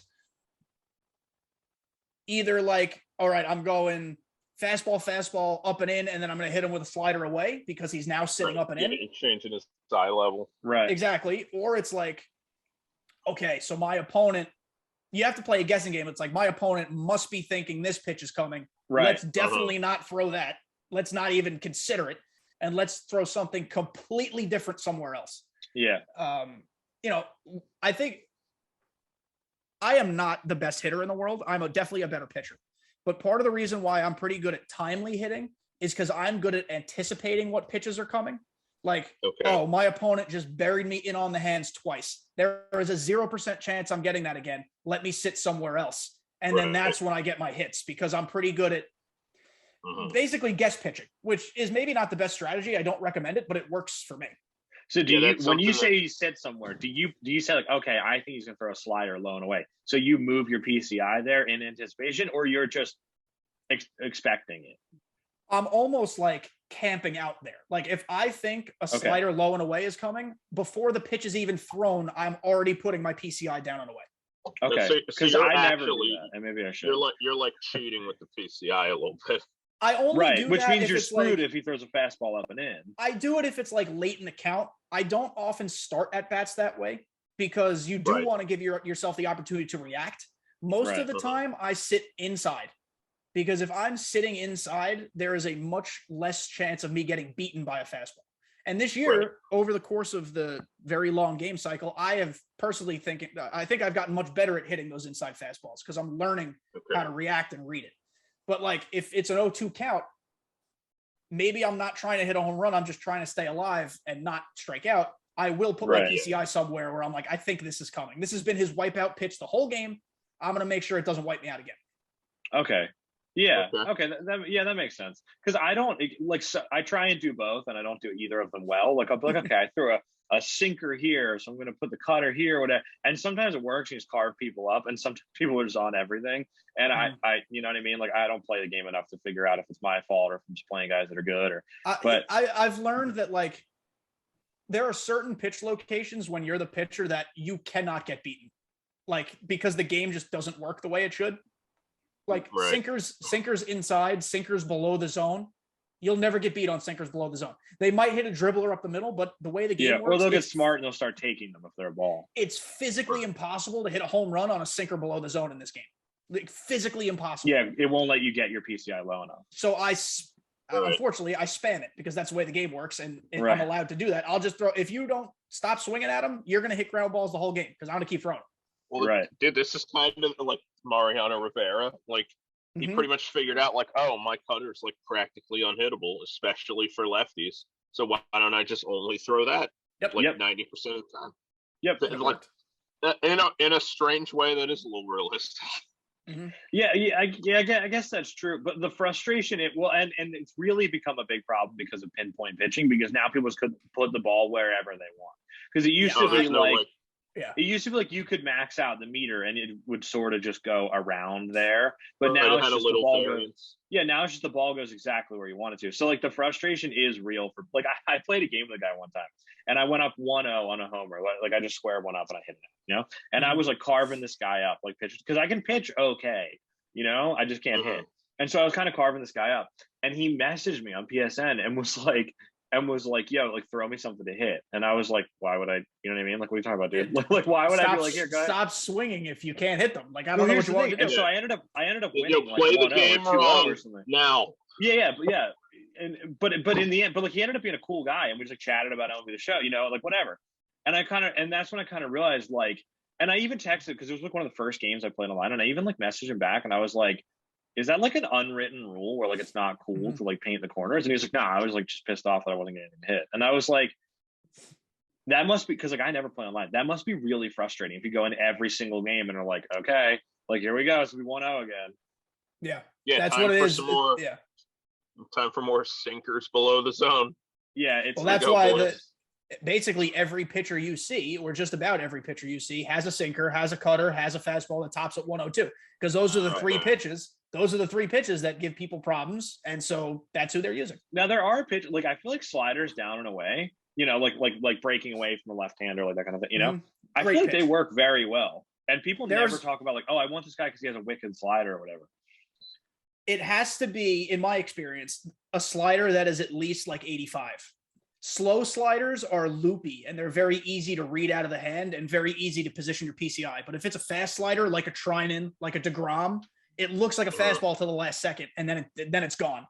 So those are the ones. Because I've noticed you can set people up. If you just put like fastballs or like sinkers or whatever on the outside corner, and then like on a 2-strike count throw a slider, they just think it's the fastball. You just those are really good pitches. I prefer most of my pitchers to have sliders. it is so much better than like curveball this year is maybe one of the worst pitches. So I'd rather have a slider as a breaking pitch as opposed to a curveball. The one thing that I try to do that curveball just like a hanger like 50% of the time right now. It's like a cement mixer. Yeah. The one thing that I tried to... So Justin Verlander's 12-6 curve is probably one of the only ones that I'm comfortable using because it's just a hammer. It just drops out of nowhere. But otherwise, they're terrible. Yeah, I like it. One thing that I try to do that I think I'm going to abandon because it doesn't really work is throw a cutter like a slider and then throw a slider. Does that make sense? So if your cutter is 93, it's a good tunnel. I always think it is, but it never seems to work. They either just end up on one or on the other. You know what I mean? Is that because they're on like a lower difficulty and they have more time? Look, every time I do it, they either are timing up the cutter well and then they're too early on the slider, or vice versa. They're timing up the cutter well because they're late on the fastball. Because everybody's late on fastballs, so cutters end up being like the ideal speed. The best, because like my favorite pitch, and it's the pitch that I abuse, is the cutter to righty cutter that is outside the zone, like in the other batter's box, like not below, not high, in the other batter's box, because they'll time it like a fastball, but they'll swing on the outside part of the plate and not extend enough, and it's a ground ball to the left side of the infield every time. And it's a dribbler. That's dirty. Yeah. That's the pitch. Yeah, I think I understand. Okay, so going off pitch sequencing, one of the things that I've wanted them to add, and I don't know if other people are talking about this, but I haven't heard it. One of the things that I think will be cool is they should add like coaching staffs, or at least just like managers. You know, and it could just be like, oh, you have like, I was gonna say Mike Holmgren, it's a football guy. You could have, you know, like Charlie Manuel, and that's like +2 power, and that wouldn't be overpowered because it's just a couple of them. And everybody would be able to have a manager. Well, like that would be fun. What do you think? I think that's something that would work for franchise or Road to the Show, both modes that MLB The Show has proven they don't give a single shit about. Right. In Diamond Dynasty, I don't know, because I think it adds another variable to something that already has way too many variables as is. That's true, but it wouldn't have. And to eventually, everybody would be like 2 power, and if everybody is the same guy with 2 power, it doesn't really make a difference. That's the other thing. If you want velocity, you could add that. You know what I mean? Like you could change it around a little bit. Is that interesting though? If like there's one guy who's the meta, and just every single player has that manager, then there may as well not be managers. I think there might be a way to do something with managers. I don't quite know what the answer is. I don't think adding attribute boosts is the way to do it, but maybe they reintroduce challenges to Diamond Dynasty, and depending on who your manager is, you have a better chance of overturning a challenge because they're smarter. They have better IQ. You can only let's say you have a manager with 99 IQ and a manager with 50 IQ. The manager with 99 IQ is going to give you more opportunities to challenge because he notices that there are more incorrect plays in the field. Something like Although that. I kind of like that they just don't have challenges. Like I kind of like that it's just this is right. I think they said it for perfect umpiring. I don't always agree that it's perfect umpiring, but I think they've said it for perfect umpiring. Right. That's their intention. Yeah, that's the goal. Yeah, but I don't know. I was kind of imagining this grandiose thing of like you could have like a pitching coach, a hitting coach, a manager, you know, whatever, and you get like one attribute for everyone. So you could like, so it's not like a boost, but it's more like a skill tree sort of. So like your pitching coach, you could assign it to velocity or control or break. You know what I mean? But maybe I'm just getting ahead of myself. No, I mean, I think you're on to something. I don't know what the answer is completely, but implementing more things beyond the playing field is definitely something worth talking I guess that's what I'm getting at, because like they have a lot of missed opportunities where like there are like 10 classic stadiums, right? 10, like 8, something like that. Like not a lot, and they're random. And I think it's a coding issue if I remember correctly. Like I remember they said they have problems adding new ones to the game, but there's like Yankee Stadium and the Metrodome and stuff like that, and then there's like Shibe Park, and Miami. Of course the Polo Grounds that they should not have. They have like, Dan Uggla's old stomping grounds in Old Miami. They do? Exactly. Yeah, they do. It is probably outside of Minute Maid the worst stadium to play in. It's just it's a cavern. You can't hit anything. It also just like looks like it's not like cool. It's hideous. Like looking and And then the but like there's so many, like you could add like the old like Tiger Stadium that people love, and like the Vet and everything. You know what I mean? And like obviously they have Yankee Stadium, but like you could add like a bunch of old parks, like the Astrodome and stuff. And they just don't. And like how You know what I mean? Like, how difficult could it be? I actually wish they would give us fewer stadiums. And even though it would be cool to have them, I hate when people play online at dog shit stadiums because there's no stadium locks online. And you talk about the instant way to make your experience not fun is playing a legend ranked seasons game at Polo Grounds. Yeah. Polo Grounds is they do need to get rid of Polo Grounds. You are right. Can I guess that when you play at Polo Grounds, like people just pick teams with 99 speed and just hit the ball? That is a strategy that people have. Yes. Yeah, and then you can position your outfielders so that they play the gaps and they play deep, so you can't even hit the gaps. And the games are either 1-0 or they're like 18-17 because everybody's pulling home runs 250. But it's not a fun 18-7. It's not like you're going back and forth. It's just like something's pissing you off, and then you don't like hit the idea of hitting like a dunker like into the third deck. It's not fun. It's not fun. Yeah. But I don't know. Let me put it this. I'm going back to my manager's thing. The reason why I don't think it's crazy is because they have rituals. And rituals do affect the game because you can add +8 power. I only think they affect on your cap, road to the show, and franchise. I think those are the only things that impact. But caps are in the game. Ritual cards, I sell every single one. I don't even know what I have, what I'm missing. I get they don't matter to me because in Diamond Dynasty you don't need them. Yeah, that's true. Do you like the way they did the creative player this year? Because I really dislike. I think created players should not exist. I think created players should strictly be for road to the show. You should not be allowed to bring your created player into Diamond Dynasty. I understand every kid's dream is to play left field next to Mike Trout. Right. I don't care. There are enough legends in this game that you do not need to use yourself. Or people can create 4'8" goblin men. And submarine left-handers to throw 99. Yeah, and it's just it is a problem. It's the only way that I thought they did it semi well, because it used to be, Tom. It used to be you would feed players, so you had an inventory of players, and you would feed a left fielder to your guy, and then it would just upgrade him. That was silly because eventually he's got him to a 99 and everything. Mm-hmm. And this year it's you. I don't exactly understand how it works because I never do it. I never did it. I do not have a cap. Progress as you play, and then you unlock these little skill sets, and you go from there. It's a slog, and it's not fun. But you can get your guy to be maxed out. But last year they had it. It was like a little gated path, and so you'd unlock a bronze guy, and you play with him for a little while, complete some missions. You unlock a silver guy, play with him, complete some missions, get a gold guy. And then when you got to a diamond, you couldn't just do whatever you wanted and give him a knuckleball and stuff. They had archetypes, so you could be a flamethrower or you could be a control guy. I feel like that was the only good way that they did it, where it was okay, you can have your creative player, you can do what you want with him within reason. You can't do these things. Does that make sense? It was also frustrating. It was frustrating this year because even though it is a slog, if you do it the right way, there were exploits available day one. So people had 99 overall created players within 2 hours of the game being released. And while the best card in the game at that point is actually an 88, they had guys who were 99 overalls that just made ranked seasons not fun. Yeah. It's not. I do agree that they should take them out. Yeah, I do agree they should take them out. You know what they could do? This is I'm stealing this idea a little bit from Super Mega Baseball, my stomping grounds. Yeah. You can make custom teams. You can do whatever you want with them, and the only thing is that you have to pick one of the teams that's in the game, and you can just change their visuals. What if you could do your creative player, and it was just you take a player who's already in the game, and you can just make him your creative player. If you're not going to use Lou Gehrig, then you just change him to be Tom Quirk. Is that what you're saying? Yeah, something like that. Yeah, an appropriate skill level. I was interpreting that as you can basically create Frankenstein.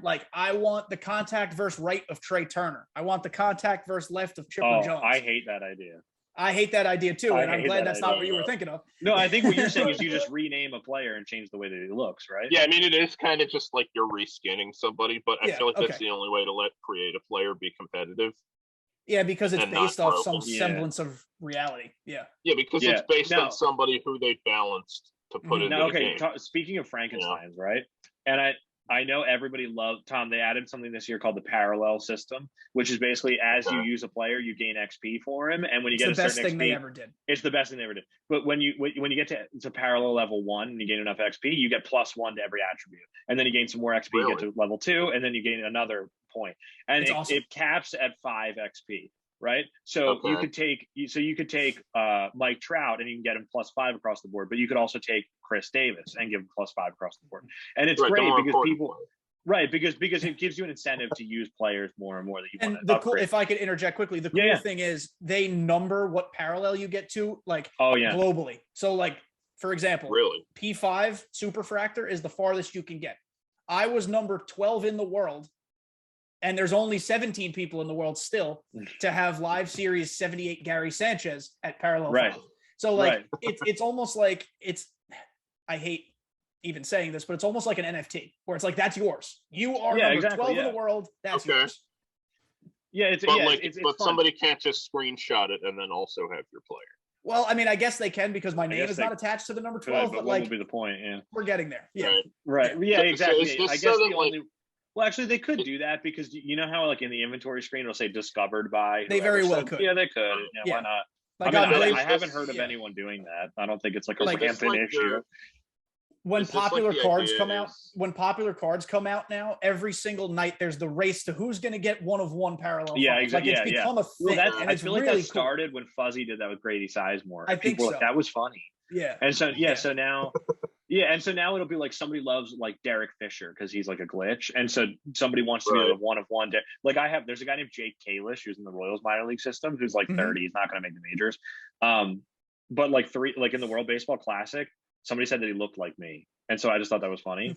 Not anymore because I gained like 50 pounds. But at the time, he sort of looked like me. And so I am one of one, parallel 4, Jake Are you really? That's super cool. So.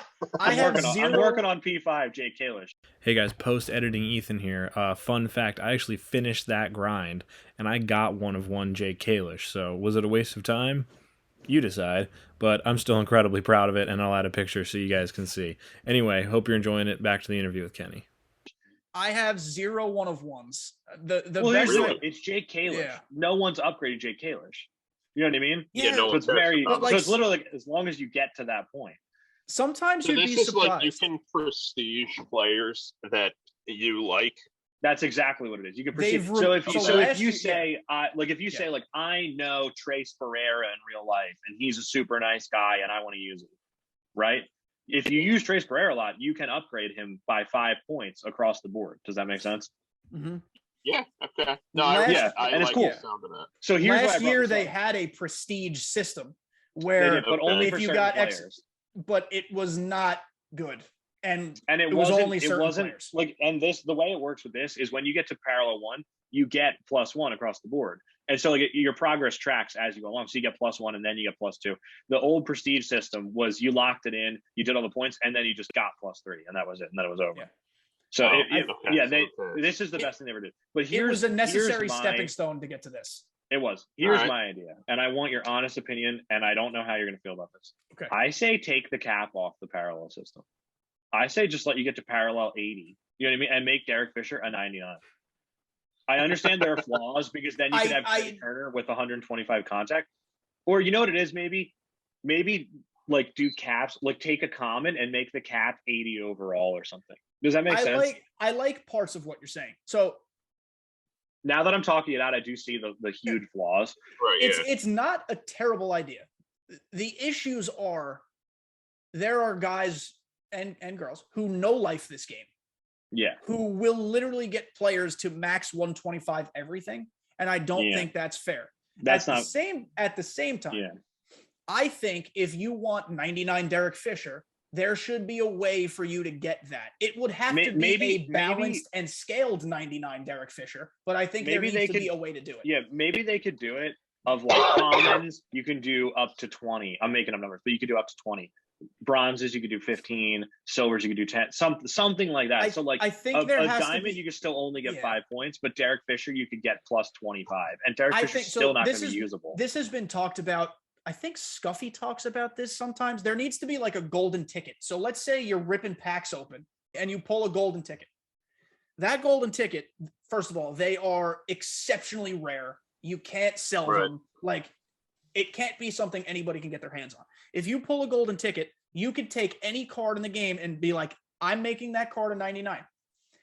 With the golden ticket, it'd be like, but you only have 700 attribute points to distribute. and it's up to you how you distribute it.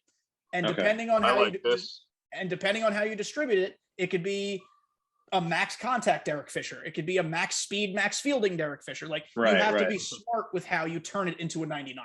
I think that is a really cool idea. Now that is a fun idea, because then you could go on and be like, wow, who decided to make Joaquin Soria a 99? Yeah. That would be fun. I don't know if I like the idea that it's just, every once in a while you might get picked and like be that guy. Because let me explain to you why I feel strongly about this. I have an all Jewish team, right? Okay. And it's the lineup's loaded. There's plenty of Jewish guys that can rake, like Ralph Kiner and Ryan Braun and stuff. Mm-hmm. But the pitching's a problem. Like Jim Palmer is like the only good starter, and Max Fried. They're the only good starters. But I mean, like overall wise, they're the only good starters. And then it's like Jay Kalish. You know what I mean? Mm-hmm. And the bullpen's an even bigger problem. I cheated and put Mariano Rivera in there because I saw a quote somewhere where he said something where he was like, "I feel a strong connection to the Jewish community." I forget, but I was like, if he's a friend of the Jewish community. Yeah, throw him on the team. Anyway, it's literally it's like it's Rivera, and then it's like Richard Blyer. You know what I mean? Who Richard Blyer's a lot of fun, but Richard Blyer's not great. Yeah, Richard Blyer's not good in the game. I want to be able to take an all Jewish team online, but you can't do it because you're just gonna get bent over. You know, I mean, I can because I don't care that much, but like it's not viable. I want to be able to have my Richard Blyer and Ryan Sheriff and Robert Stock bullpen be 90s or something. Does that make sense? No, like, I think because you have these theme teams, like, because you'll be like, oh, I'm going to make a Nickelodeon theme team, and then if you pick somebody and you go like, oh, this guy has the perfect name for that theme team, but he's an 80, I can't use him. Well, you've seen the bullpens I've used. My theme, so I do theme team. Tom, on YouTube, I do theme team Thursdays because now with the game cycle, there's nothing left to do, and I have every card in the game, so I have access to anything I want to do. So I'll do a Nickelodeon theme team, which I did, and I'll have like Lou Bob SquarePants in center field. I've got Luis Robert in center field. I've got like Danny Santana, Danny Phantom. He's on the bench. Like I do stuff Trey like that. Timmy Turner. Danny Santana. Yeah, Trey Timmy Turner. It inevitably happens where every single bullpen just sucks donkey dick, and I don't know what to do. And see, that's like a one-off where you're just going like, well, there's just not enough relief. But see, that's a one-off where you're going like, oh, I'm just going to try Nickelodeon today. So like you wouldn't put any time into it. But like if you were really like, oh, I want to make an Italian-American theme team really or a guys from New York theme team or something, and you want to use it and make it good, there should be a way where you could be like, okay, Andrew Velasquez is a good card. But like there should be a way where you're like, I love Ronald Torreyes and he sucks. And I have him to parallel 5 and he still sucks. Mm-hmm. There should be a way that you're like, Ronald Torreyes, my guy. You can't make him a 99, but you should be able to make Ronald Torreyes like an 85 and make him usable. This is the one thing that what if you had to feed them cards like you used to have to with the creative players? I'm a little unclear on how this works in Madden, but in Madden, can't you just like keep upgrading guys? I don't know. I don't play Madden really. I think like I know you can like assign for quarterbacks, you can assign like deep ball threat or scrambler, or like you can assign different archetypes to impact the way they play. And I know that there are power-ups and upgrade cards, but I don't know if that's capped at like, oh, you can only get him 5 overalls better, or you could get him 99. Like, I don't know how that works. Right. Like I do kind of the game just to get 99 Tim Couch. I do like the idea what you said of with Scuffy, of just the idea of having like a rare candy from Pokemon where you just get it and then you can put it on. Like I kind of like that idea. But basically what I'm getting at is like there should be a way. And here's the thing, if it were just a baseball simulation that said Ronald Torreyes isn't good, he's not good in the game, then that would be fine. But like they give you like a tops now of Ronald Torreyes and he can be juiced. But if he's not the guy they pick that week, then he doesn't get you. Like there should be a way. Basically, what I'm saying, you should be able to make your own tops now. Does that make sense? Right now, the only workaround is making your created player Ronald Torreyes with Ronald Torreyes' swing, Ronald Torreyes' features, and then Juice's stats. I really enjoy that we picked Ronald Torreyes to talk about. By the way, I love Big Toe. I love Yankee Big Toe. And Philly great Ronald Torreyes. I love Big Toe. That picture of him next to Aaron Judge will live forever, rent free in my head. His friendship with Didi Gregorius is one of the things I treasure in my life. Another Yankee and Philly legend, Didi Gregorius. Yes. We make Ronald Torreyes' bats over at Victor Sports. Do you really? Can you juice him so he's a better card than MLB? Yeah. How many corks you put in him? Yeah, I'm gonna have to be like, hey, buddy, listen, you're swinging a drop 3. That might explain the whole not hit the ball out of the yard thing. Why don't you try drop 1? Yeah, Yeah, how many Maybe bouncy plus balls? one, like Aaron Judge. Can you stuff it with bouncy balls and styrofoam? Like are you allowed to do that? No, but listen. yeah. Ronald Torreyes, I wouldn't say he's a good player, but Ronald Torreyes did yeoman's work for the Phillies this year. He you know what it was? He was not the biggest problem on the Phillies this year. That's because he was not the biggest problem. It's because he's 5'6". That's why he was not the biggest problem. Yeah, he was the smallest. Yeah, he was small. He was the shortest problem on the Phillies. Yeah, but so basically what I'm getting at is like I like this, like I really want to be able to make anybody viable. You know what I mean? Like not everybody can be a 99, but like there should be a way to get Ronald Torreyes up to like an 87, and then when you take him online, you're not just swinging a Q-tip like you said, or you should be able to take Richard Blyer and not just have his hits per nine be 60 for the rest of his life. I agree with you, but like, see, this you probably listened to this episode of my podcast. One of my big problems is the game scaling. Tops Now cards are both great and awful because they're based off one game. So like, let's use science as an example. So please hold. We're going to go to Tops Now. The science of MLB The Show. Yes. Yeah, we're gonna go to the numbers. Yeah, we are 100% going to go to the numbers. Okay. Lars Nootbaar. Great name. A+ name. On August 25th, he received a Tops Now card. That is a 97 overall. The overall is not what I'm concerned about. It's whatever. Right. Doesn't mean right. This Lars Nootbaar, because I'm turning sideways to read the card because it's a sideways card. He That's had annoying. a walk. They got to stop doing that. They should just change. They should. Wait, they actually do that? Yes, it's well, yeah, because baseball cards are that. But what they need to do is just reorient it on the screen. Yeah, but that's a small. This Lars Nootbaar received. Lars Nootbaar received a 97 overall Tops Now card because he had a walk-off hit. Good for him. He's a rookie. Yeah. Great day for the young man. Congratulations, Mr. Nootbaar. Lars Nootbaar, good for you.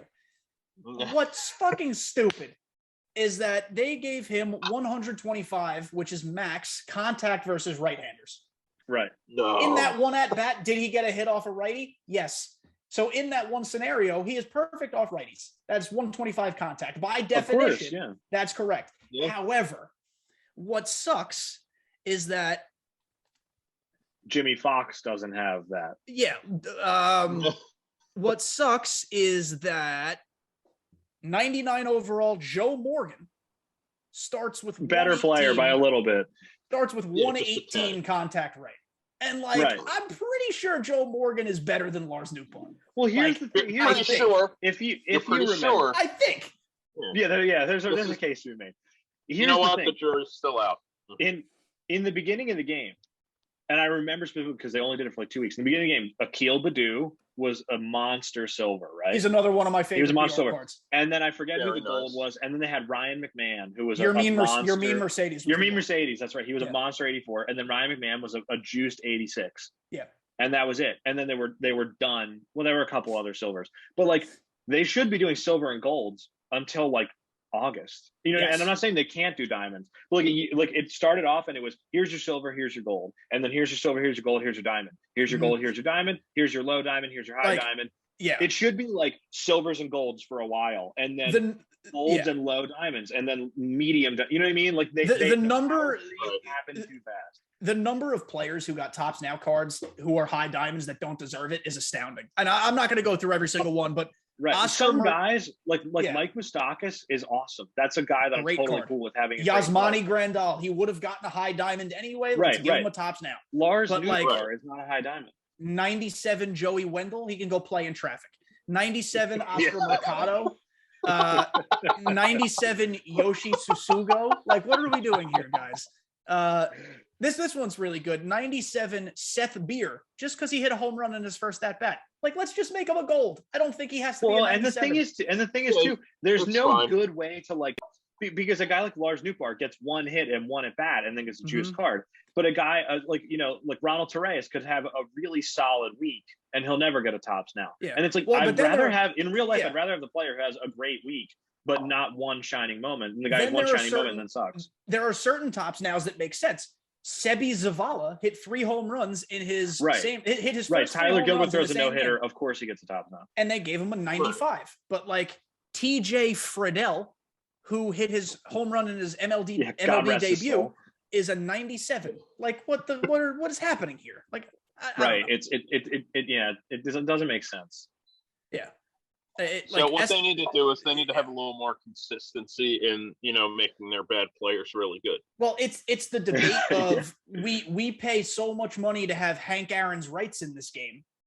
Right. Let's make sure that people, yes, but let's make sure people aren't using 98 overall Mark Canha over him. Right. Mark Canha is a great player. I personally love his swing, but Hank Aaron's Hank Aaron. Right. Yeah. He was pretty good. Hank Aaron, pretty good. He was all right. Yeah. Well, and you know what it is too? People hated Immortals, right? Tom, Immortals, I don't want to get off in the weeds here, but Immortals was basically George Brett played shortstop 4 times in his career. So you can put him at shortstop.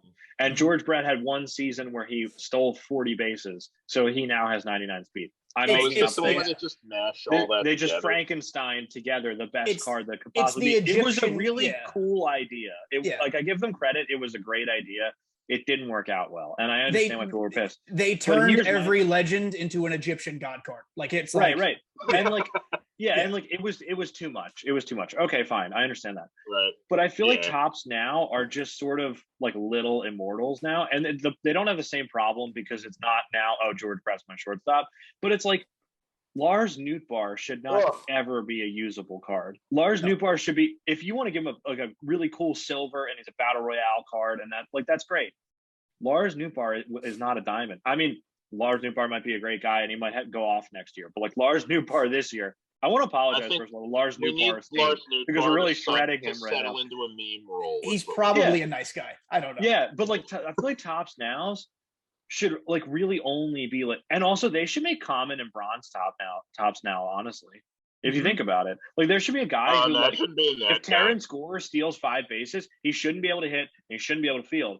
Well, I mean, I don't know if he's a good fielder or not, but there should be a little bit juiced Topps Now cards. Does that make sense? So you take a common, you give him a juiced bronze. Does that make sense? Mm-hmm. But and it's silly too because I'm looking at 2 pitchers right now. We have 96 Topps Now Tyler Gilbert for his no-hitter game. Totally deserved. 100%. Absolutely. Right, yeah. That's a diamond. There are certain feats that's a diamond. Right next to him, you have 96 overall Reed Detmers for getting his first MLB win. He didn't throw a no-hitter. Congratulations, Reed.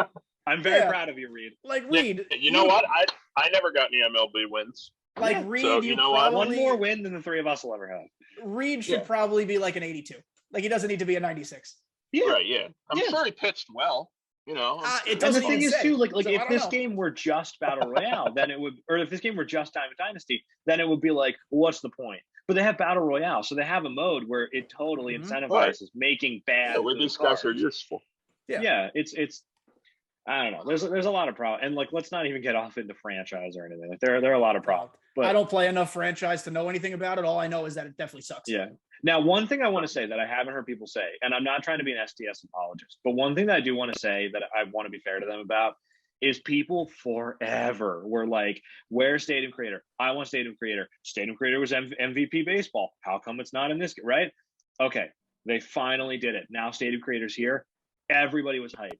Nobody cares anymore. You know what I mean? I hate it a lot. I don't even have it because I hate it a ton. PS4. I play on a PS4, so I've never even used it. But I think it's cool. But Stadium Creator was if not the top thing that people wanted, it was top 3. Everyone wanted Stadium Creator. It's just trash. And it's a very it good. Can you be. It can you be can use it well. Bad. It can be. But what I'm saying though is they didn't do a poor job of making Stadium Creator. They did well. They made it, and now it's usable and everything. It's just the hype didn't justify the investment. Does that make sense? So they gave this thing that everybody wanted, and people were great, and they just moved on. Yeah. So I do feel for them where that's a can't win situation where you get all this crap and then you finally give it to them, and people are awesome. Now how about this? You know what I mean? And it's I'm sure that was a big labor and money investment for them, and it didn't pay off. The big issue I have with Stadium Creator is they did a decent job of recognizing ahead of time, okay, we have to make sure that stadiums are at least this big. They have to at least have can't be this 300 feet to the wall, whatever it is. Yeah, you don't want high school fields. And altitude. They cap the altitude online. Well, that's the other problem. The problem is that altitude is a playable factor in this game. So everybody either maxes the altitude or completely puts it at 0. Yeah, nobody puts it at 2,000. You either have people that are hitting 600-foot home runs or they're hitting bowling balls. And now wait, I thought there was an altitude like cap online. Is that not true? It is. It's the whatever. It's Coors Field, Coors right? is a mile high. So whatever 5280 is the highest you can go. Right. But you can also make it 0. Right. And if you make it 0, the ball don't go nowhere. So it's shitty. I sort of feel for them because Stadium Creator was the thing that everybody wanted, and they got it, and people were like, "Oh, cool," and then just kind of like moved on. Well, I also think that they missed an opportunity, and maybe they're going to revisit this year. But I am on the horse of I think Battle Royale should be a stadium locked mode. I think now that they have Stadium Creator, someone in their organization should create Battle Royale Stadium. And that should be where every BR game is played. You have the capability to make these custom stadiums, do it. This way, like Battle Royale is already such an RNG based mode. Eliminate some of that by making sure everybody plays in the same place. I don't play competitively enough that I really care because I don't get frustrated about the stadiums because I don't play competitively a lot. But also, like, people are like, "Oh, I'm going to make like the Avengers hideout state." Like, I don't care. I don't care what the stadium looks like. I always play in Coors because the ball flies. That's it. I play Ship It. Ship It is my stadium. Ship It, yeah. Because that's the place I feel as if I get rewarded when I do good things. I just hate minor league stadiums. I think they look stupid. So I pick Coors because it's a major league stadium and the ball. They play a lot of people used to only play in spring training stadiums. Yeah, that's shit. I forget if it's a minor league or a spring training. I think it's a minor league. I prefer playing in the minor league because the frame rates are better because there are fewer fans in the stands and there's less stuff going on. I will say Coors actually plays reasonably well for a major league stadium. And if I were to pick a major league stadium to play in, I'd probably pick Coors. I don't know why it works well. It just does. Yeah. But Ship It plays smooth. Yo, if you got to play somewhere where there's not going to be any fans, you should try the Rays Stadium. Yeah, go to Tampa Bay. Unfortunately, that's not very realistic because they still think 45,000 people are going to those games. Yeah.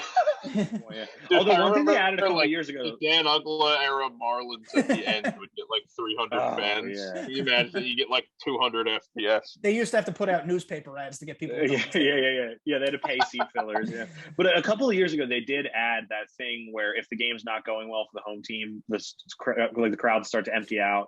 And like in Los Angeles, people stuff late because of traffic and everything. And they do have it now. So like if you're playing, so ranked seasons goes up to like 1,000, but at 900 World Series begins. And if you're in World Series, every stadium you play in is packed. If you're in Hall of Fame, it's a little less packed. If you're an All-Star, it's a little less packed. So they did that. And I think that's cool. Right. Yeah. Okay. Yeah. It's, you I don't should know. be able to just turn off fans though if it's like a performance issue. Just turn on COVID mode and just like make it so nobody's there. Actually, they could totally do that. Yeah, just put the little cutouts. They can just put Ramon's head on every cutout. I mean, in Battle Royale Stadium, that's what they should do.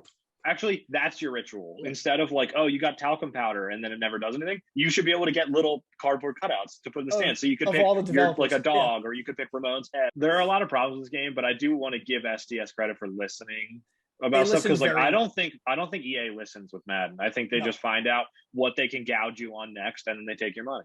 Madden and FIFA, again, I have little experience with both, but I know that EA does not listen. I know people who play 2K hate 2K.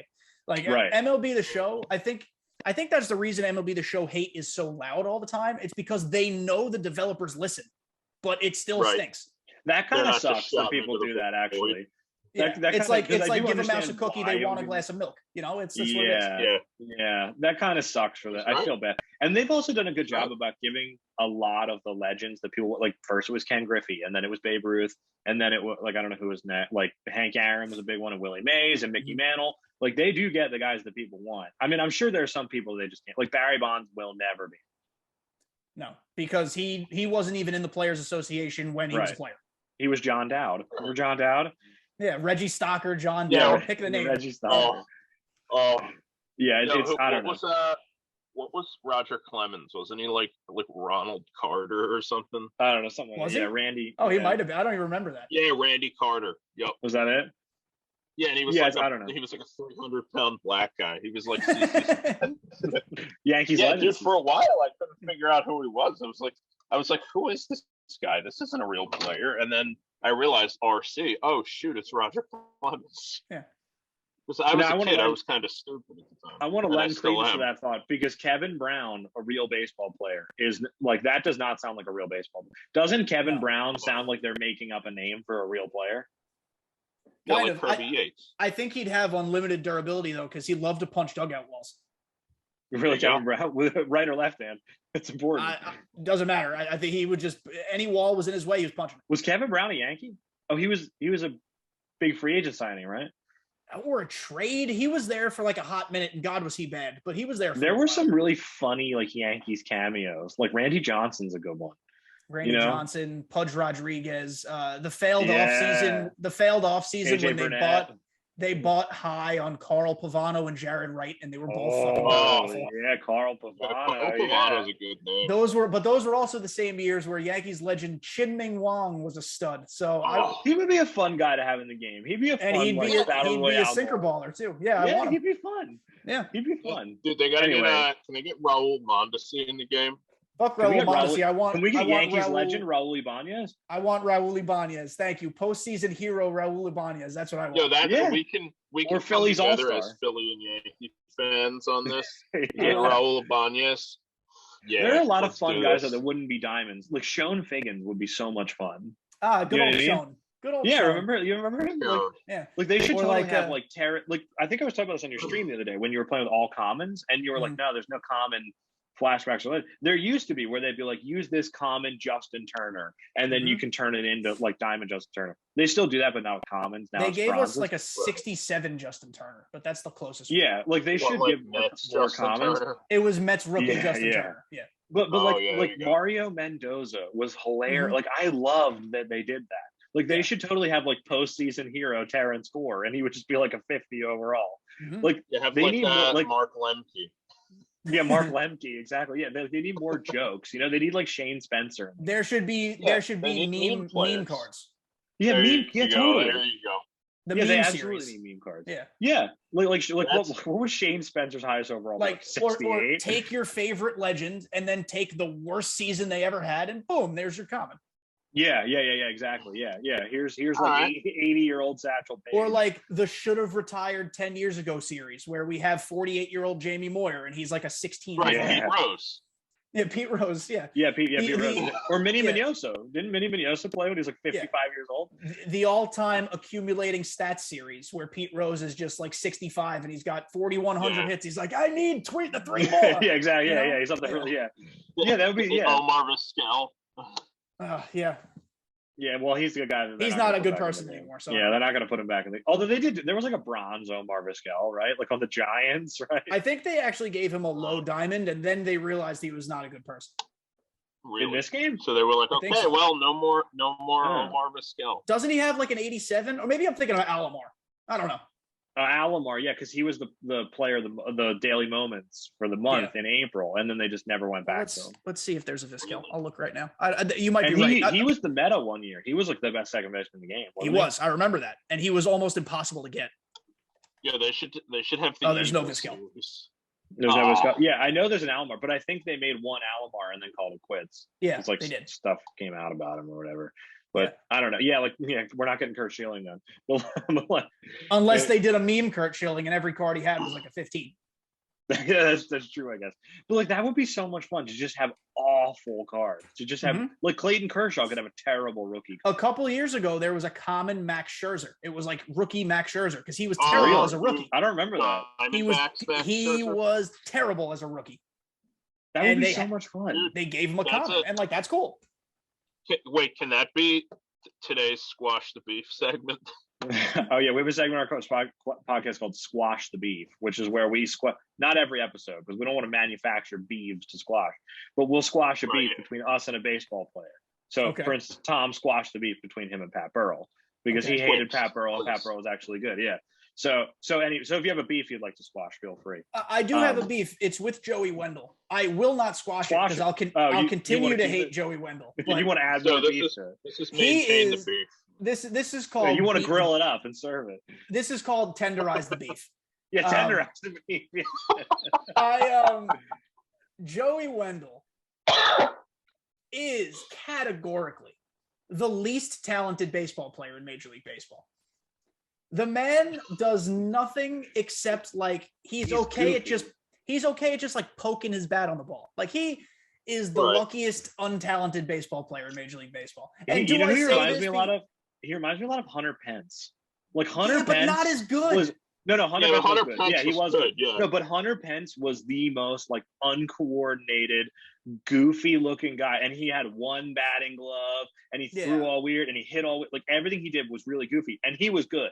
But like that's what Joey Wendell is. Where like, everything he does is weird, and he's got like a Jesse Winker like giraffe neck. Everything about him is just weird.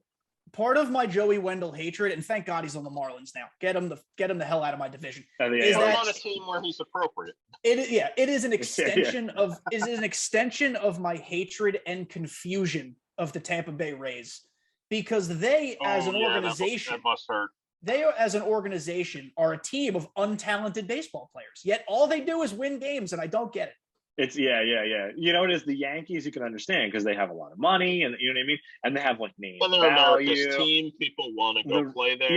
You know what it is. The Rays have no business being like good. The Tampa Bay Rays play in a warehouse, and their manager's a shithead, and their owner is an asshole, and all they do is get these guys who are worth like 1 point WAR, and suddenly they're 5 WAR players. I just want to say, I would kill for the Phillies to have some of that. Like, oh my gosh, like could you imagine like Michael Brasso on the Phillies? He completely changed the offense. Well, what you want to do as an organization, if you're a rebuilding we need the Phillies to get Randy Arozarena. Yes. And he would be okay. G-Man Choi, former Yankee great G-Man Choi. I was waiting on the Diamond G-Man Choi all year because his diamond last year was so much fun. Yeah. And they made him a switch hitter, and like he was a meme card. And if they just gave like a gold G-Man Choi this year, I would have been thrilled. Anyway, sorry. If we can go back to the meme cards really quick, they gave us reliever Anthony Rizzo. Why did that not start a trend? Yeah, why did that not start a trend? Yeah, it would have been so much fun.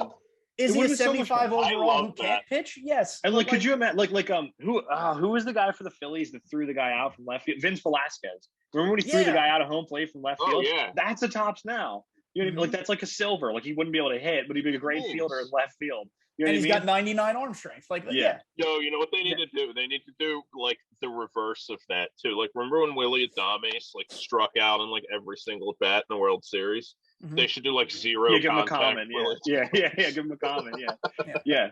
But they made like remember when Anthony Rizzo struck out Freddie Freeman and it was like all over like Twitter and stuff? They gave him a reliever card where he had like a fastball and a curveball and he could hit like Anthony Rizzo. And a screwball, that's right. Yeah. Well, and so they gave him like 60 velocity.